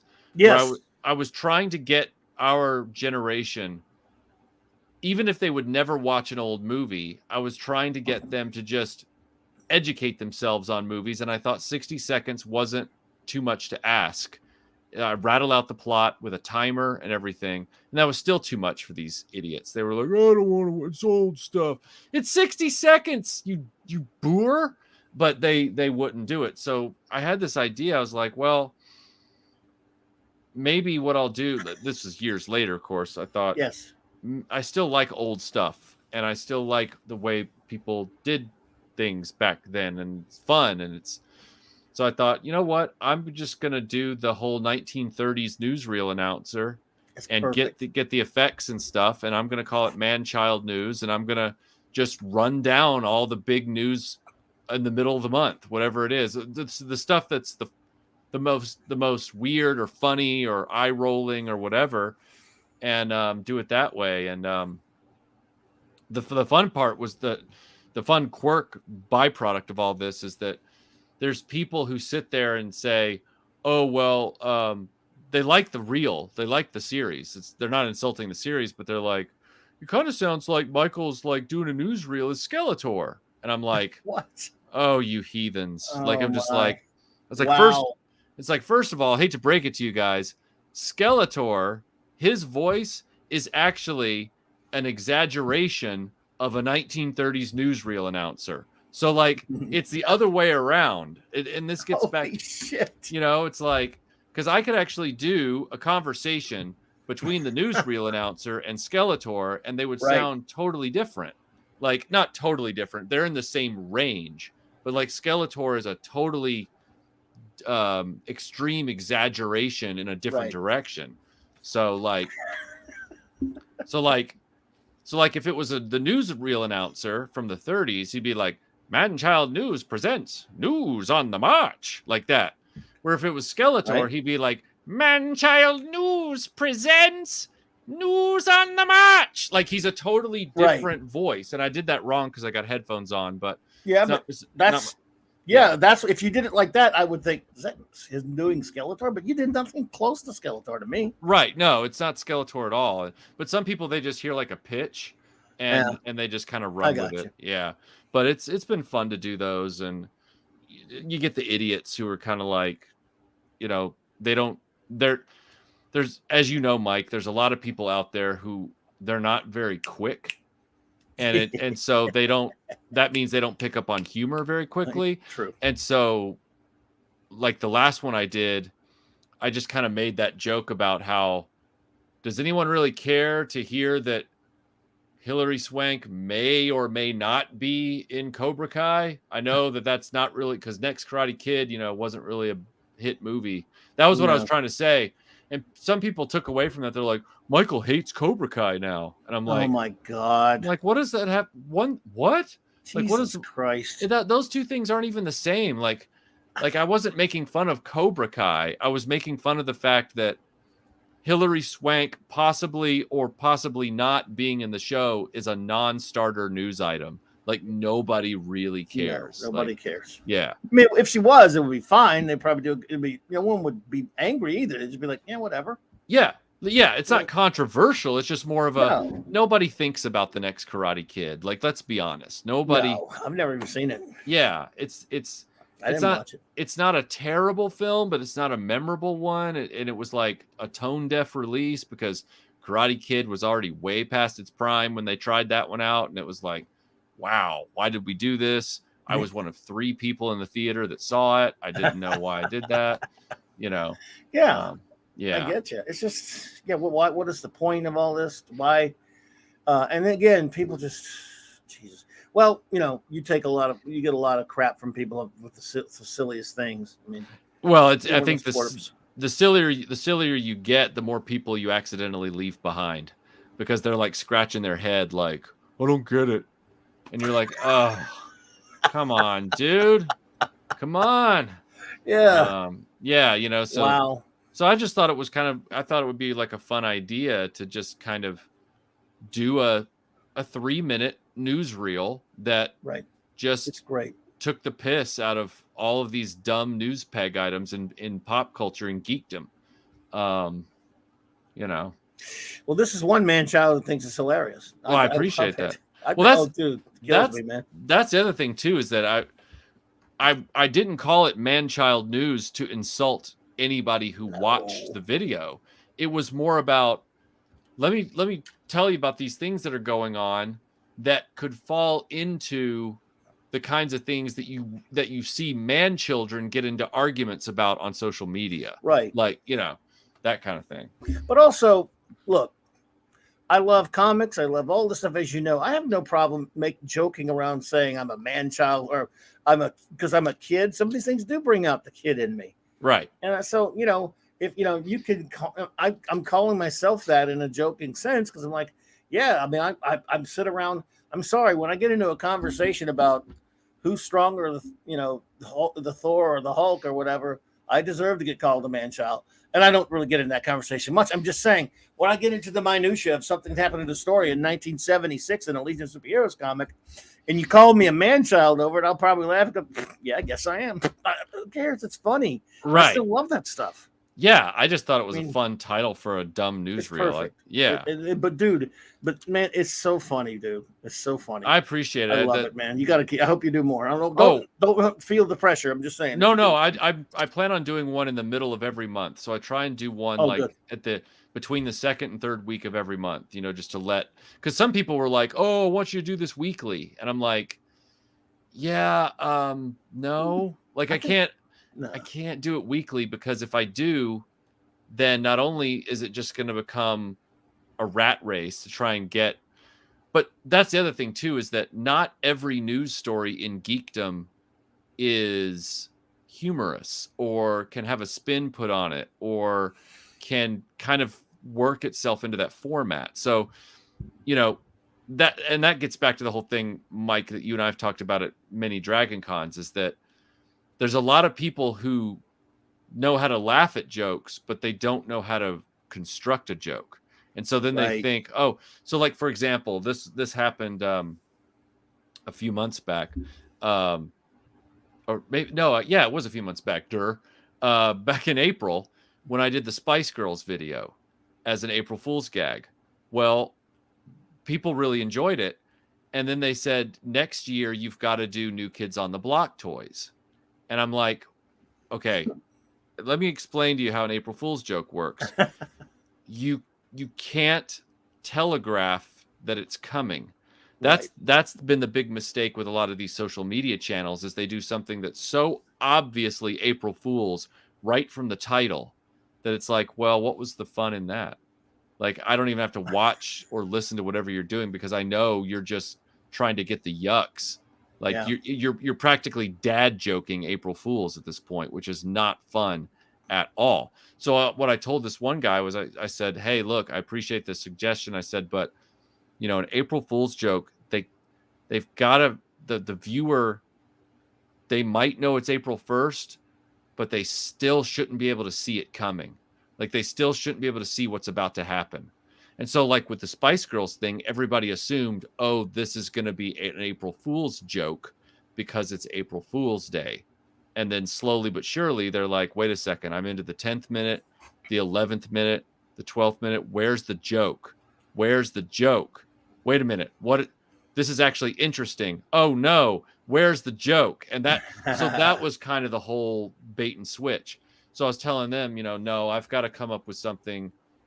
April Fool's Day at Retroblasting isn't going to be the day where I drop a video about like boy and girl band dolls of the 90s. That's not what I'm going to be doing, So No. Yeah, it's a whole thing. I think once a month is perfect anyway, because we tend to, and it's human nature really, you get something you really like and you want more of it, boom, boom, boom, and then you get too much of it and you can wear it out no matter how good it was.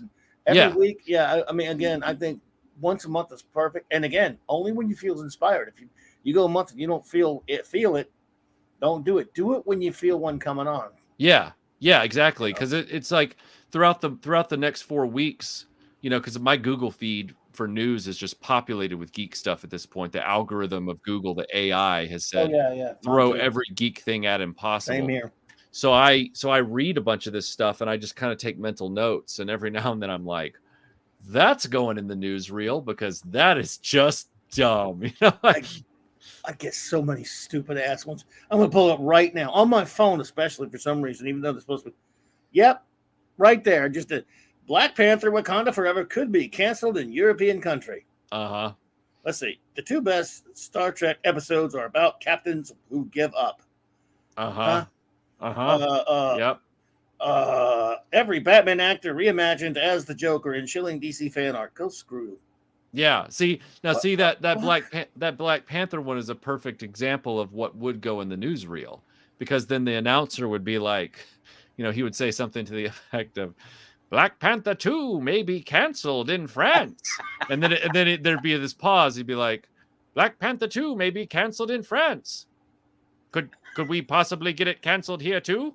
Is that possible? That's the kind of stuff Perfect. I look for. Yeah, and then everybody just has a laugh, and assuming they get the joke. But it's exactly what you're saying. You kind of collect them up slowly, and occasionally people will send me messages about crazy stuff going on with Hasbro, or sometimes I'll get a toy in, like that very first newsreel. I talked about how He-Man's fuzzy britches on the Origins figures were starting to look more like front thongs than they were, britches. And that was just a weird observation I had one day standing around here. So it's all like a kind of a grab bag of just weird stuff. And it's not supposed to be, although some people just get really easily hurt, but it's not supposed to be delivered in a way to like totally incense people. Although I think I did piss off the Snyder Bros on my last one because I was because I compared Black Adam's nihilism to Man of Steel's nihilism in the DC cinematic universe, and I think people were like, "Hey!" And it's like, "Look, man, the truth hurts. Truth hurts." So poor little babies. Yeah. Look, here's another one. MCU. Lego spoils new Black Panther versus Namor battle. Oh Lord, really? What? I mean, again, good. The movie's going to be garbage. That's not Namor. So I don't know, how's it even a spoiler?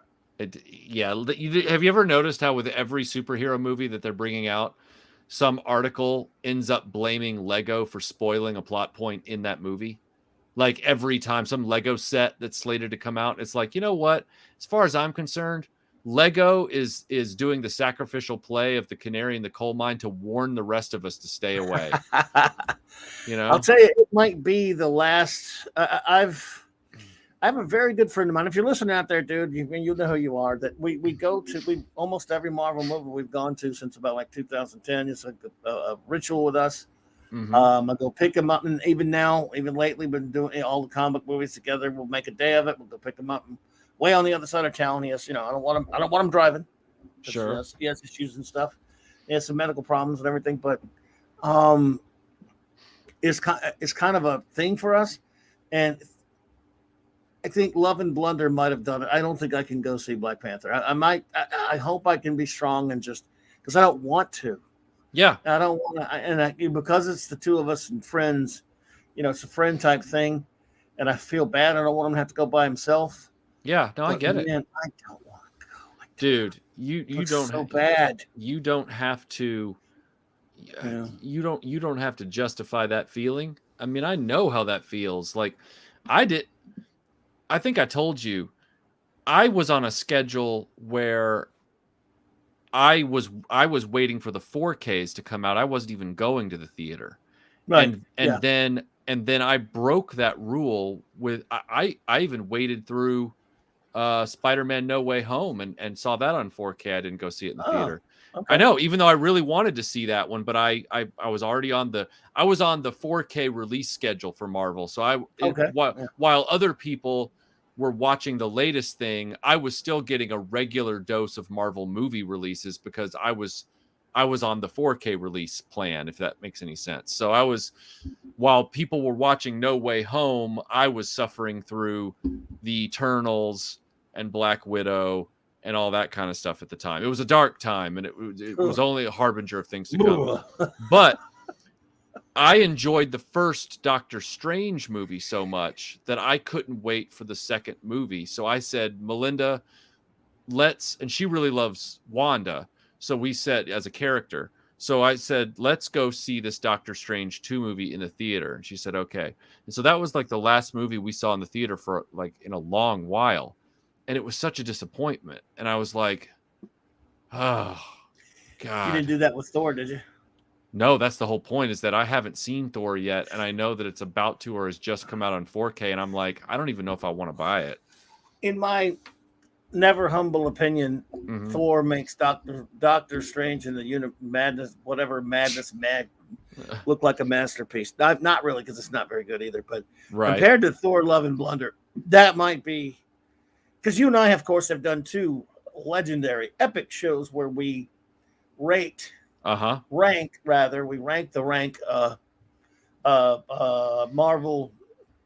movies. In fact, we did one, and a year later we did one where we updated it. Just to give you an example, because as you know, I have in last place. Last time we did this, I had Eternals in number 29. The dead 0 minus or whatever. So that's 29 because they're 29, so-called movies, right? Right. I got Thor: Love and Blunder I got it at 26. With a 0. And it could be interchangeable with number 27, which is Shang-Chi. It might be as bad as it's right as let's put it to you like this. That Shang-Chi, Thor: Love and Blunder, Captain Marvel, they're almost interchangeably level bad, and with Black Widow right there with them, kind of. For me, it's a piece of garbaggio, in my opinion. Well, it's so bad. You have put the star on the top of the tree for all the negative reviews I've heard about this movie from friends. Like you were the last testimonial that I hadn't directly heard from yet, and you always get the top of the tree when it comes to these comic book films. So yeah, it sounds to me like if I was to buy that 4K, I would literally be setting about $27 on fire. So yeah, I mean, like I say, I would absolutely, definitely be interested in your take on it if you do manage to see it. But I would never advise anybody to, unless they just had to watch it, to spend anything on it other than just watching it. But I do want to know your opinion on it if you do see it. The thing is, again, I don't like Ragnarok as much as most people. I downgraded it from my original rating somewhere. I think I got Ragnarok somewhere around like 19 at a 1.5 stars because there were some good things in it, but it set up a lot of things. Just set up a lot of things that really led to the degradation of this character in movie form. Yeah. And this movie, Love and Blunder, look, I think we're all some pretty humorous fellows around here. We have a good sense of humor. We like to laugh like anyone else does. But as much as I don't like She-Hulk, at least does call itself a comedy. I just don't see any evidence of comedy. Nevertheless, the objective is to be funny, so you cut it some slack. Whether you like it or not, that's up to every individual. Thor is not supposed to be a goddamn comedy. Right. You can have having humor and something being a comedy are two different things. Sure. Yeah, I think Thor Ragnarok's crime is that while I personally at the time liked I liked it, and I don't mind a comical foray if you're looking at it in terms of comic book issues. You know, there was a time where they turned Thor into a frog for a brief period, and it was, you know, a thing. But they always turned him back, and the book, that was just like a palate cleanser, and then the book went back to its next big arc. And it's like, I'm looking at Ragnarok and I'm going, yeah, they did a palate cleanser. They made it funny. They lightened it up a little bit, but they also still had real stakes with the end of Asgard, Ragnarok, you know, Kate Blanchett's character, Hela, and all that kind of stuff. And so I was okay with the balance for that one film. But we were all worried because we thought, are they doing this way because Guardians was successful and it was funny? And it's like, and then are all the movies just going to be funny now? And Melinda picked up on it faster than I did, because then when we saw Endgame, she was really mad about what they did to Thor in Endgame, and I was like, yeah, it's terrible. You know, and I was like, okay, yeah, that is annoying, and that's really a shame. And then they said, yeah, and we're bringing Taika Waititi back for Thor: Love and Thunder, and I'm like, okay, they've Thor needs to be going back to the tone that was set with the first film now, the first Thor film. That should have just been a one-off to clear the air, and now we're going to start telling some real stories again. But this whole Crayola crayon coloring outside the lines, you know, toddler's coloring book kind of movie is not the way to go. Like, this is, and it proved out to be, from everything people told me, including yourself, it's a disaster, and it's the lowest rated film in the whole MCU at this point. I can believe it. KB, he says, I'm just wondering if they're going to make She-Hulk do a naked jump rope, like he's obviously referring to Burn. I would say no chance in hell. Not a chance. I would really, really respect the show if they ended up doing that, but with the current showrunner, and that's the shame of the She-Hulk show, is that as much as I'm personally getting a little bit out of it, I don't take it seriously at all. I go into it knowing that this is just diversionary television. And I think the shame of it is that they're so close to being able to, if they could just get a different showrunner, they could push this show very easily into full-blown, awesome Marvel meta satire, just like her Sensational book was. But they're not going to do that because they're Disney, and Disney is kind of like a stick in the mud with a lot of that. It's like, and they're cheap too. Yeah. They're very cheap. So, hey, Limrod, but see here, and here's the thing about the Thor thing, though. Yeah, well, you know, look, I know there was some humor in the, like KB says, in the first Thor film. Sure, there's, and by the way, that stuff in Endgame, a lot of that was Cliff Hemsworth's fault too. I think he just didn't want to work out, so he said, "Let's make Thor fat. It'll be funny." Yeah, even though he wore a fat prosthetic, right? Or whatever. He also didn't have to kill himself working out either. Right. Which he did which granted he does for this one. Right. But see, the thing is, but it's just that everything in this movie, meaning bore and blunder, is joke, Jeff, or joke after joke. If everything is a goddamn joke, you can't take anything seriously. Yep. Every time they set up anything that has any kind of, you know, seriousness or weight to your story, a joke has to fly in there. Well, that's right in your face too. And that's Waititi for you. That's the problem. Talking about Waititi, exactly. Yeah, I think Waititi was on training wheels with Ragnarok as far as they were keeping him on rails, because even though he had done What We Do in the Shadows or whatever that overrated thing is, I feel like he was still an unknown quantity when they took him on to do a Marvel film, and so they kind of kept him, you know, within the guidelines. And then after that was such a massive hit, these studios always learn the wrong lesson. They don't assess the personality, and they gave him the same amount of creative freedom they gave J.J. Abrams. And it was like, oh, in both instances, this is just a bad move. You guys are a terrible judge of character. And so he went off and did this really ridiculous movie. But see, I knew from the moment he started making the obnoxious tweets after Ragnarok, leading into Jojo Rabbit. Right. I was like, okay. As you know, I'm a huge World War II student. And, yes, you are. Yeah. And I like fictional World War II movies like, Where Eagles Dare and stuff like that. I'm okay with a World War II movie not necessarily being literal history. Like, I'm okay with that. But two movies that I thought were terrible as far as World War II goes as satire were Tarantino's Inglourious Bastards and now this Jojo Rabbit. And I was like, seeing Taika Waititi taking this opportunity for himself to play Hitler and do all this weird stuff, and then the Hollywood artsy fartsy people are just like worshiping at his feet because they think everything's brilliant that's subversive or whatever. And I'm like, oh my God, it's winning all these awards. And I'm like, yeah, you can kiss his next Marvel film goodbye. It's gonna look like a fever dream at this point. The man he's a goon. He's a total goon. And they're not even gonna let him do that Star Wars movie they were talking about letting him do. Probably not. I don't know if that's true. Every Star Wars movie project implodes anyway.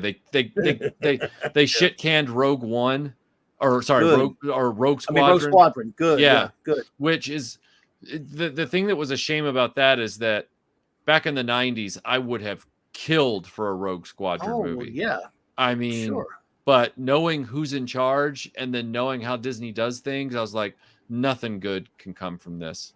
Like, nothing good. This will finally be a Rogue Squadron movie, and it'll be a disaster. Like, it'll just be like that's. I'm not surprised that they're now quickly abandoning him, just the same way they abandoned, Josh Trank and the Game of Thrones guys and all that stuff. It's like, yes, he's a joke, but yeah. So his take. I mean, this is he's a symptom of what's been happening to these Marvel movies. He's a symptom of what's been happening to filmmaking. Yeah, that's true. I mean, let's take the superhero parallel for 1 minute as our pathway into this. You said it right there. You said his take on it, which is how they always say, this is my take on this. This is Ryan Johnson's take on Luke Skywalker. This is Taika Waititi's take on Thor. I'll ruin your mythos in a minute, baby. Yep. Like all that stuff. When did you ever hear Richard Donner say, this is my take on Superman? The opposite. Yeah. He's the one that looked at the Mario Puzo script and said, this is just ridiculous. Yeah. Donner said, treat the character with respect. Right. Donner said, I'm not here to put my take on it. I'm here to deliver this character authentically to the audience. And similarly, despite what some people want to say, Peter Jackson did that with the Lord of the Rings trilogy. That's right. Indeed, Drew, yeah. Movies have to make some compromises because the mind's eye and imagination over 60 years is always going to be more powerful than what a live action technology can truly achieve. But even with that, with pacing and time compression and budgets and things like that, Richard Donner's Superman and Peter Jackson's Lord of the Rings are some of the most sincere, honest attempts to bring those works of fiction to life that I think I've ever seen. So when I see somebody say, oh, well, this is my take on, it's my movie and my take, and the moment I start hearing my, and it's like, okay, we're dealing with a narcissist here. This is not going to go well. Like, yep. Joe Johnston, that man didn't impose himself on Captain America. Like, he just told the story of Captain America, like, as best he could. And Rocketeer, same deal. And even before they, got Kevin Feige'd off track, even the Russo brothers did some amazing stuff with Cap and Winter Soldier and stuff like that. They weren't in his way. They were trying to service the character. But then somewhere along the way, the Marvel train derailed. And we got things like Eternals. And it's just like, God. That is probably what makes me the most sick about any of these things. When you're talking about these classic characters, we've been talking a lot about Spider-Man tonight, and this was this phony Batman day they had this past weekend or whatever. But whatever character, Spidey, Bats, Superman, what have you, people taking characters that they did not create because, and the original creators usually long gone, especially now, and showing no respect for what went before. What loses me from the get-go is when I hear anyone open their stupid face, or someone given a, whether it's a new writing assignment on the regular comic of the character, or a film or what have you. As soon as they start talking about, like you just talked about, the me of it, when they start talking about clearly that they have either no respect for the characters that went before, or when you hear them talk, oh, I was actually really a fan, and then they talk like they don't know what they're talking about. And they talk about, well, I've always thought this character was interesting, and they'll give you reasons why, and they're nothing. Let me give you a good example. Forget for a second how crappy don't forget how crappy the Green Lantern movie is with Ryan Reynolds. I'm sure you've seen it. About a year or two before the movie came out. I know it was wasn't it by Martin Campbell, the guy who did Casino Royale or whatever? I think you're correct. I think he directed it. Okay. This is kind of where I'm coming from with this sort of thing. He's asked about it as often. I mean, Hack Snyder did this with Man of Steel, and a lot. Obviously, when a new director is assigned to a property, he's going to ask, so if it's a comic book, or something like that, they're going to ask him, so tell us about, why did you take this project? Are you a fan of Green Lantern or Daredevil or whatever it is, right? Right. And they'll always pontificate, oh, yes, I'll tell you what I've always really liked about Daredevil, or I always really liked about Spider-Man, or what have you. This guy, I swear to God, if you didn't read this interview, I'm not making it up. This guy said, well, what I like about Green Lantern, this is the guy that they've just hired to do the job, to direct it. What I like about Green Lantern is that anybody can be Green Lantern. And I'm like, what? What? Wait, what? What the if you could not be more wrong about any character ever. Not anybody could be Green Lantern. The Ring does not just go, oh, there's that guy eating he's eating a Snickers and drinking a Slurpee cup, and he's about 300. Yeah, but what the hell? Anybody can be a Green Lantern. I'll just pick that dude. Anybody could be. No, Hal Jordan could be Green Lantern because he's a unique individual, right? Who has the ability to overcome great fear, and he's a badass jet pilot who thumbs his nose at death all the time and takes chances. And anybody could be a Green Lantern. No, that's so wrong. I'm like, that would lead me to believe you've never read a goddamn Green Lantern comic in your life. Right. Call me crazy.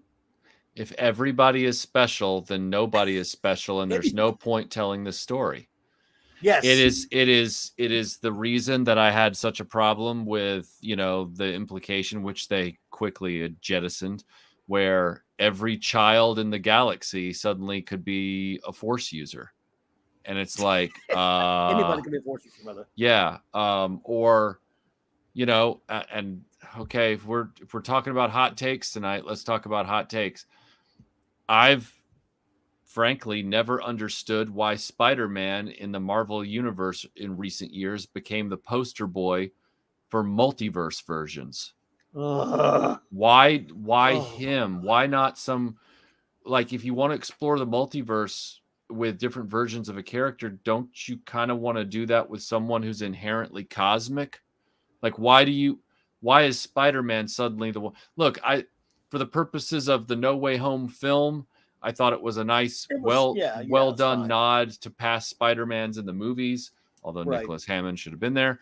And and preferably also the Japanese guy. They should have brought him out too. I don't care. They should have done it. He should have had an Uzi and everything. But they didn't do it. So I look at that and I go, okay, why are we doing all this versioning now? And I'm not even talking about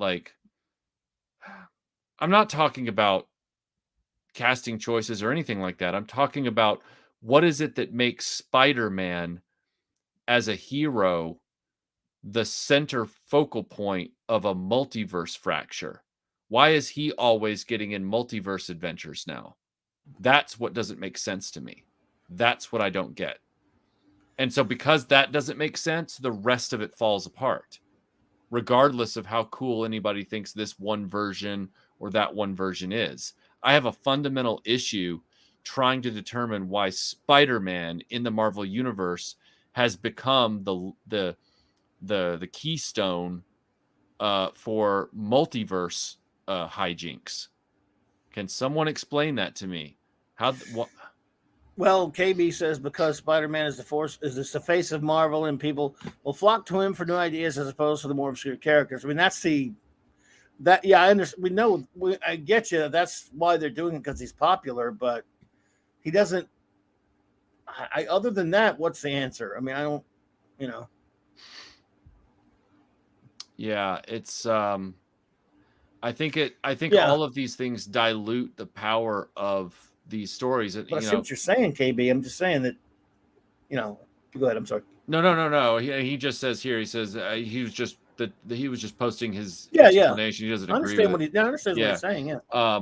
But that's my whole thing is, okay, when you've got 30 different spider heroes across all these different universes, suddenly let me take everybody back to my direct comics experience with Spider-Man in the mid-90s. We just come back from England, and I was really on a Spider-Man high because I was enjoying all the issues that I'd read in the Complete Spider-Man, and then the few American books I picked up along the way. And right as I was really becoming a hardcore Spider-Man collector, they decided to start the Clone Saga. Oh, yeah.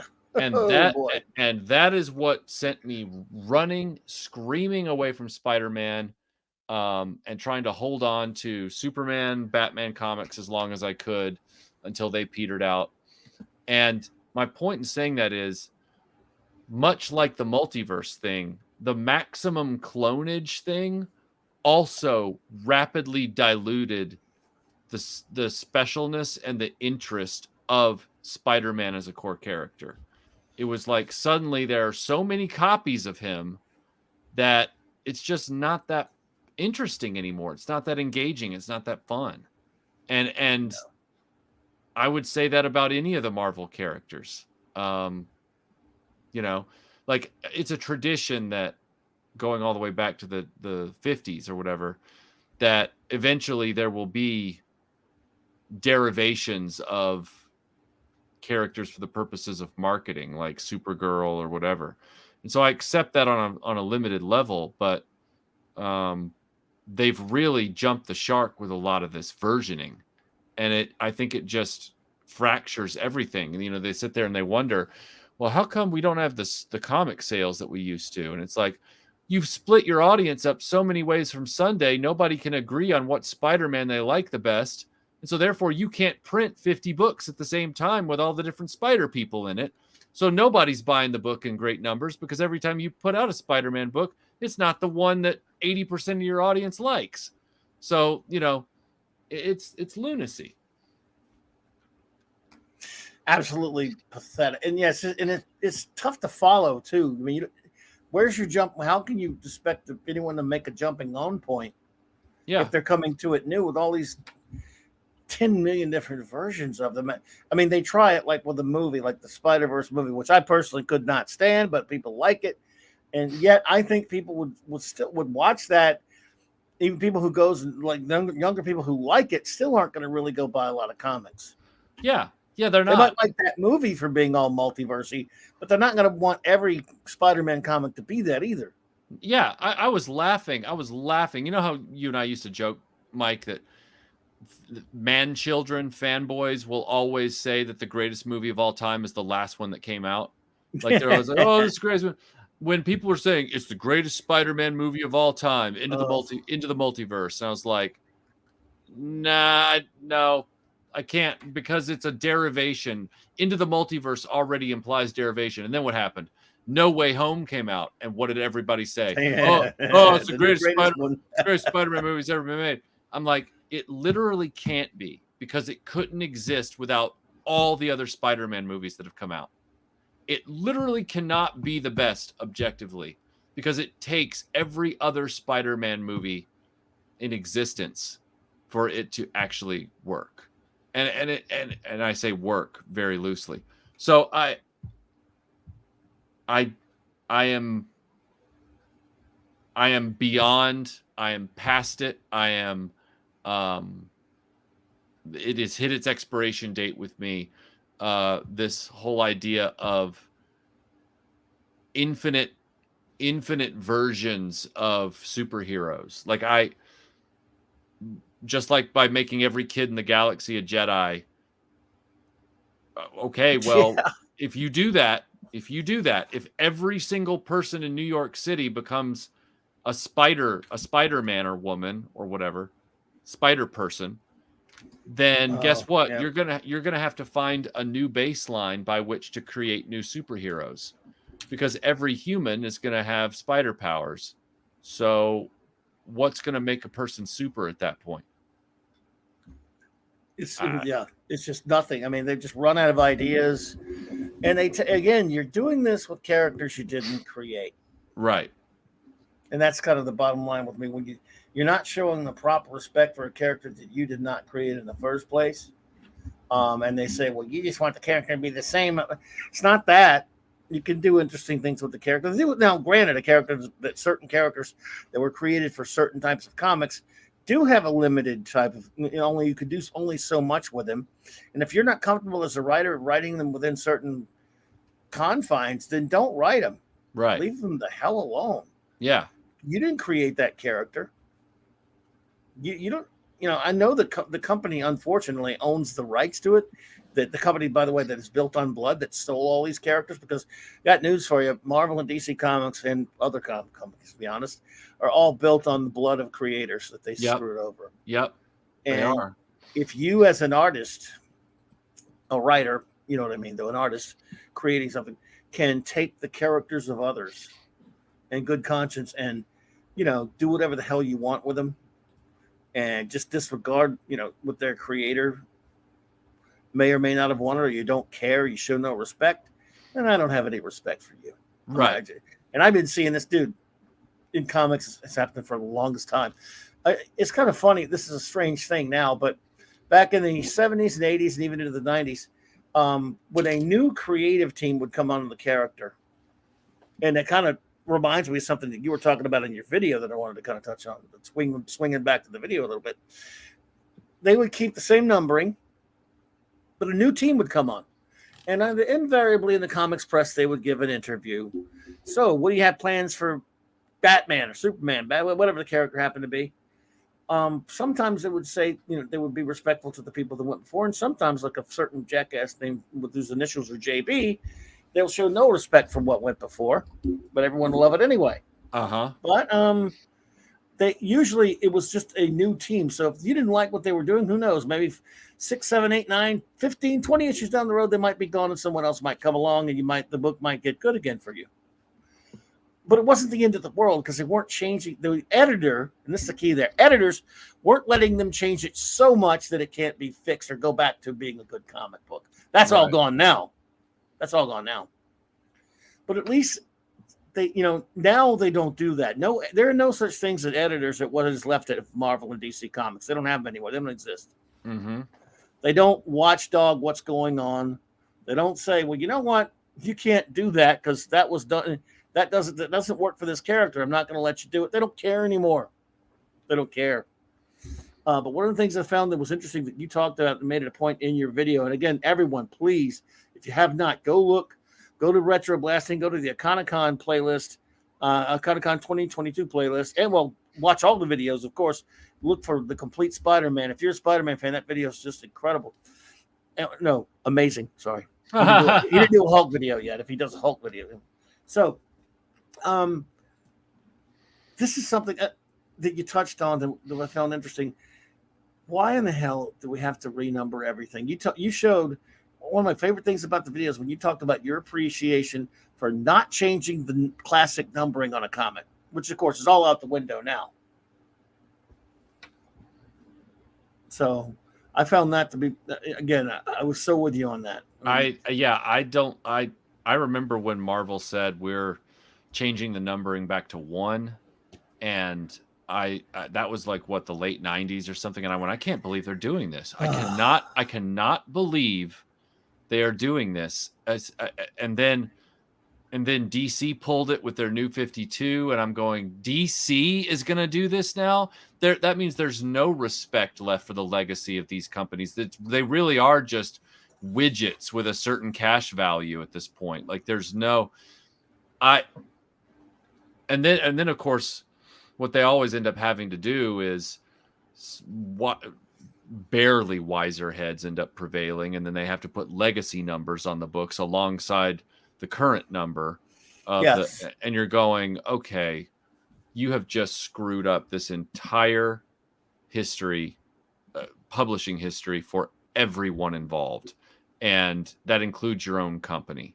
So I bet the archivists are cursing your name right now. Yeah. Like all of you should be, I was brutal about it years ago. I said that, and I still really believe this, for better or worse, I think that somebody should come along, take Marvel Comics by the, and they can't do it now because Disney's in charge, but take Marvel Comics by the throat and literally just cancel all the comic books that they're making and bring out all the base titles again and start them at the issue number where they left off in like 1998 when they did the first Heroes Reborn #1 thing. Like literally invalidate everything that's happened in the last 20 years, 25 years. I would do it. I'd do it in a heartbeat.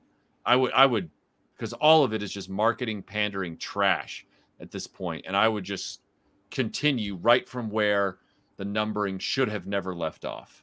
That would be what I would do. And then I would get, run out on a rail, and Wall Street would reward their move, and everybody would go back to pandering mediocrity again. But for a brief shining moment,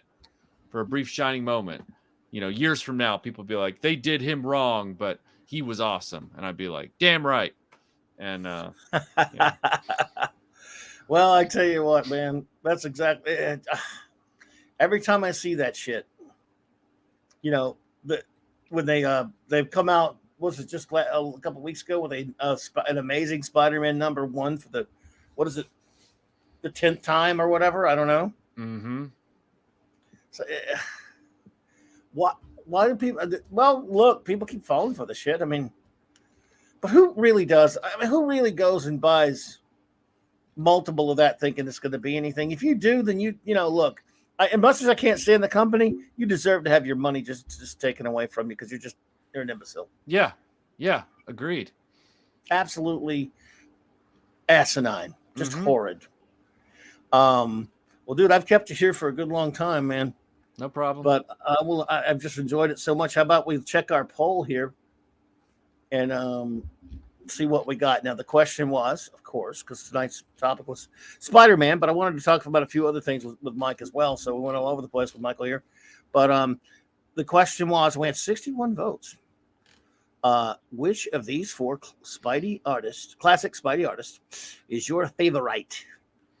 Coming in at first place is, of course, the great Spider-Man creator, Steve Ditko, at 49%. Wow. A whopping victory for the great Steve Ditko, and very rightly so. In second place, a very respectable 31% for the great John Romita Sr. In third place, another gentleman who had, of course, a great run, Mr. Ross Andrew, with 11%. I love him, and one of my all-time favorite artists who I love dearly, and I love his run. I would have had him at number 2 probably for me, but with only 8%, the great Gil Kane, the legendary Clobberin Times Hall of Famer, Gil Kane. But so was Ditko and so was Romita as well. They're both Hall of Famers here. So yeah, thank you all for voting in that. Appreciate it.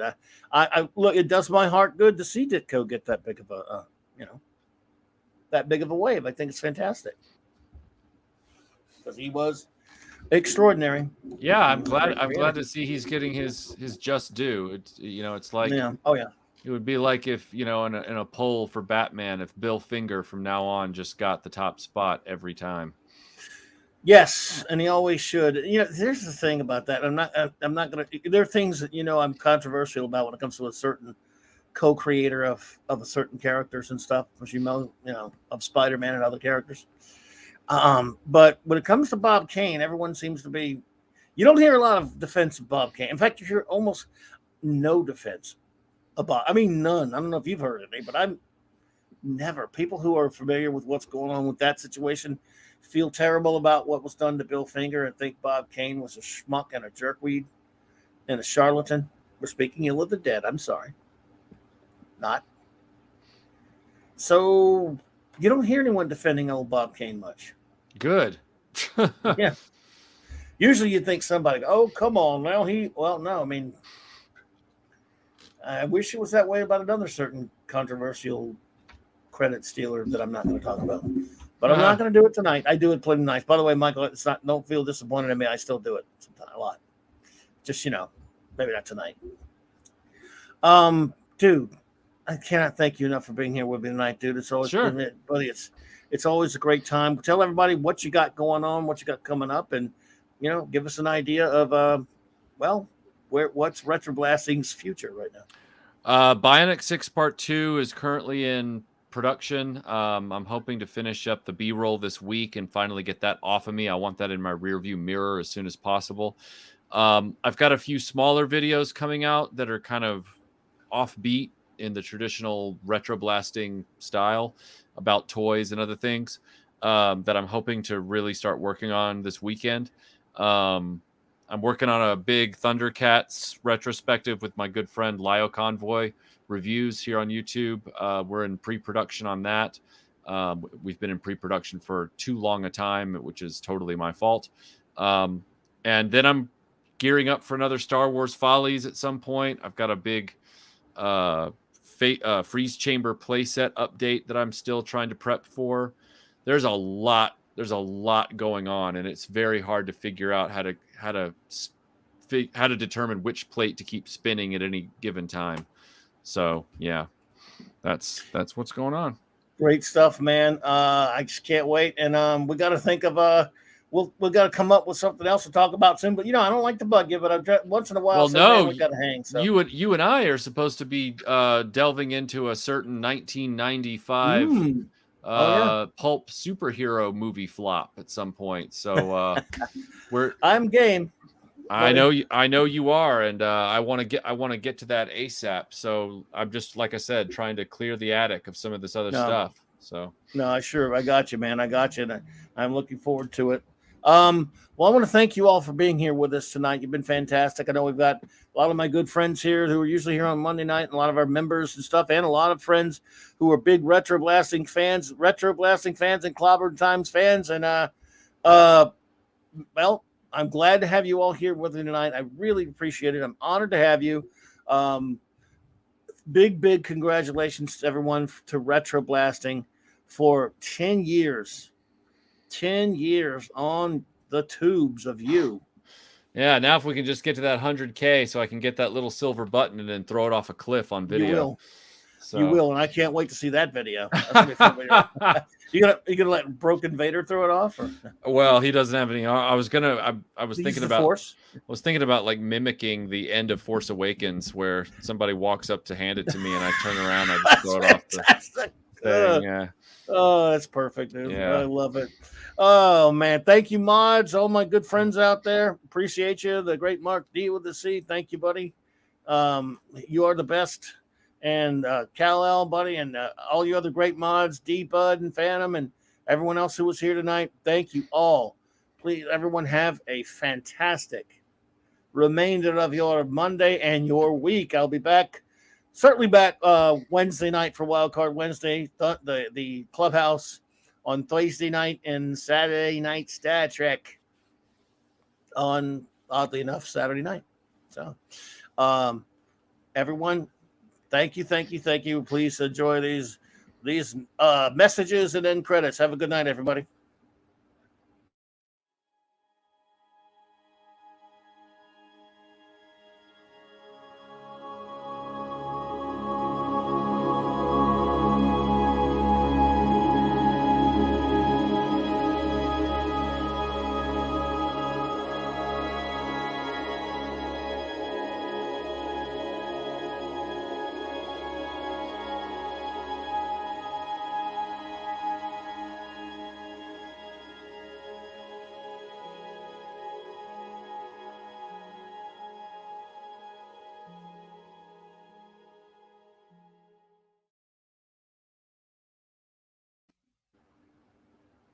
I just love clobbering time.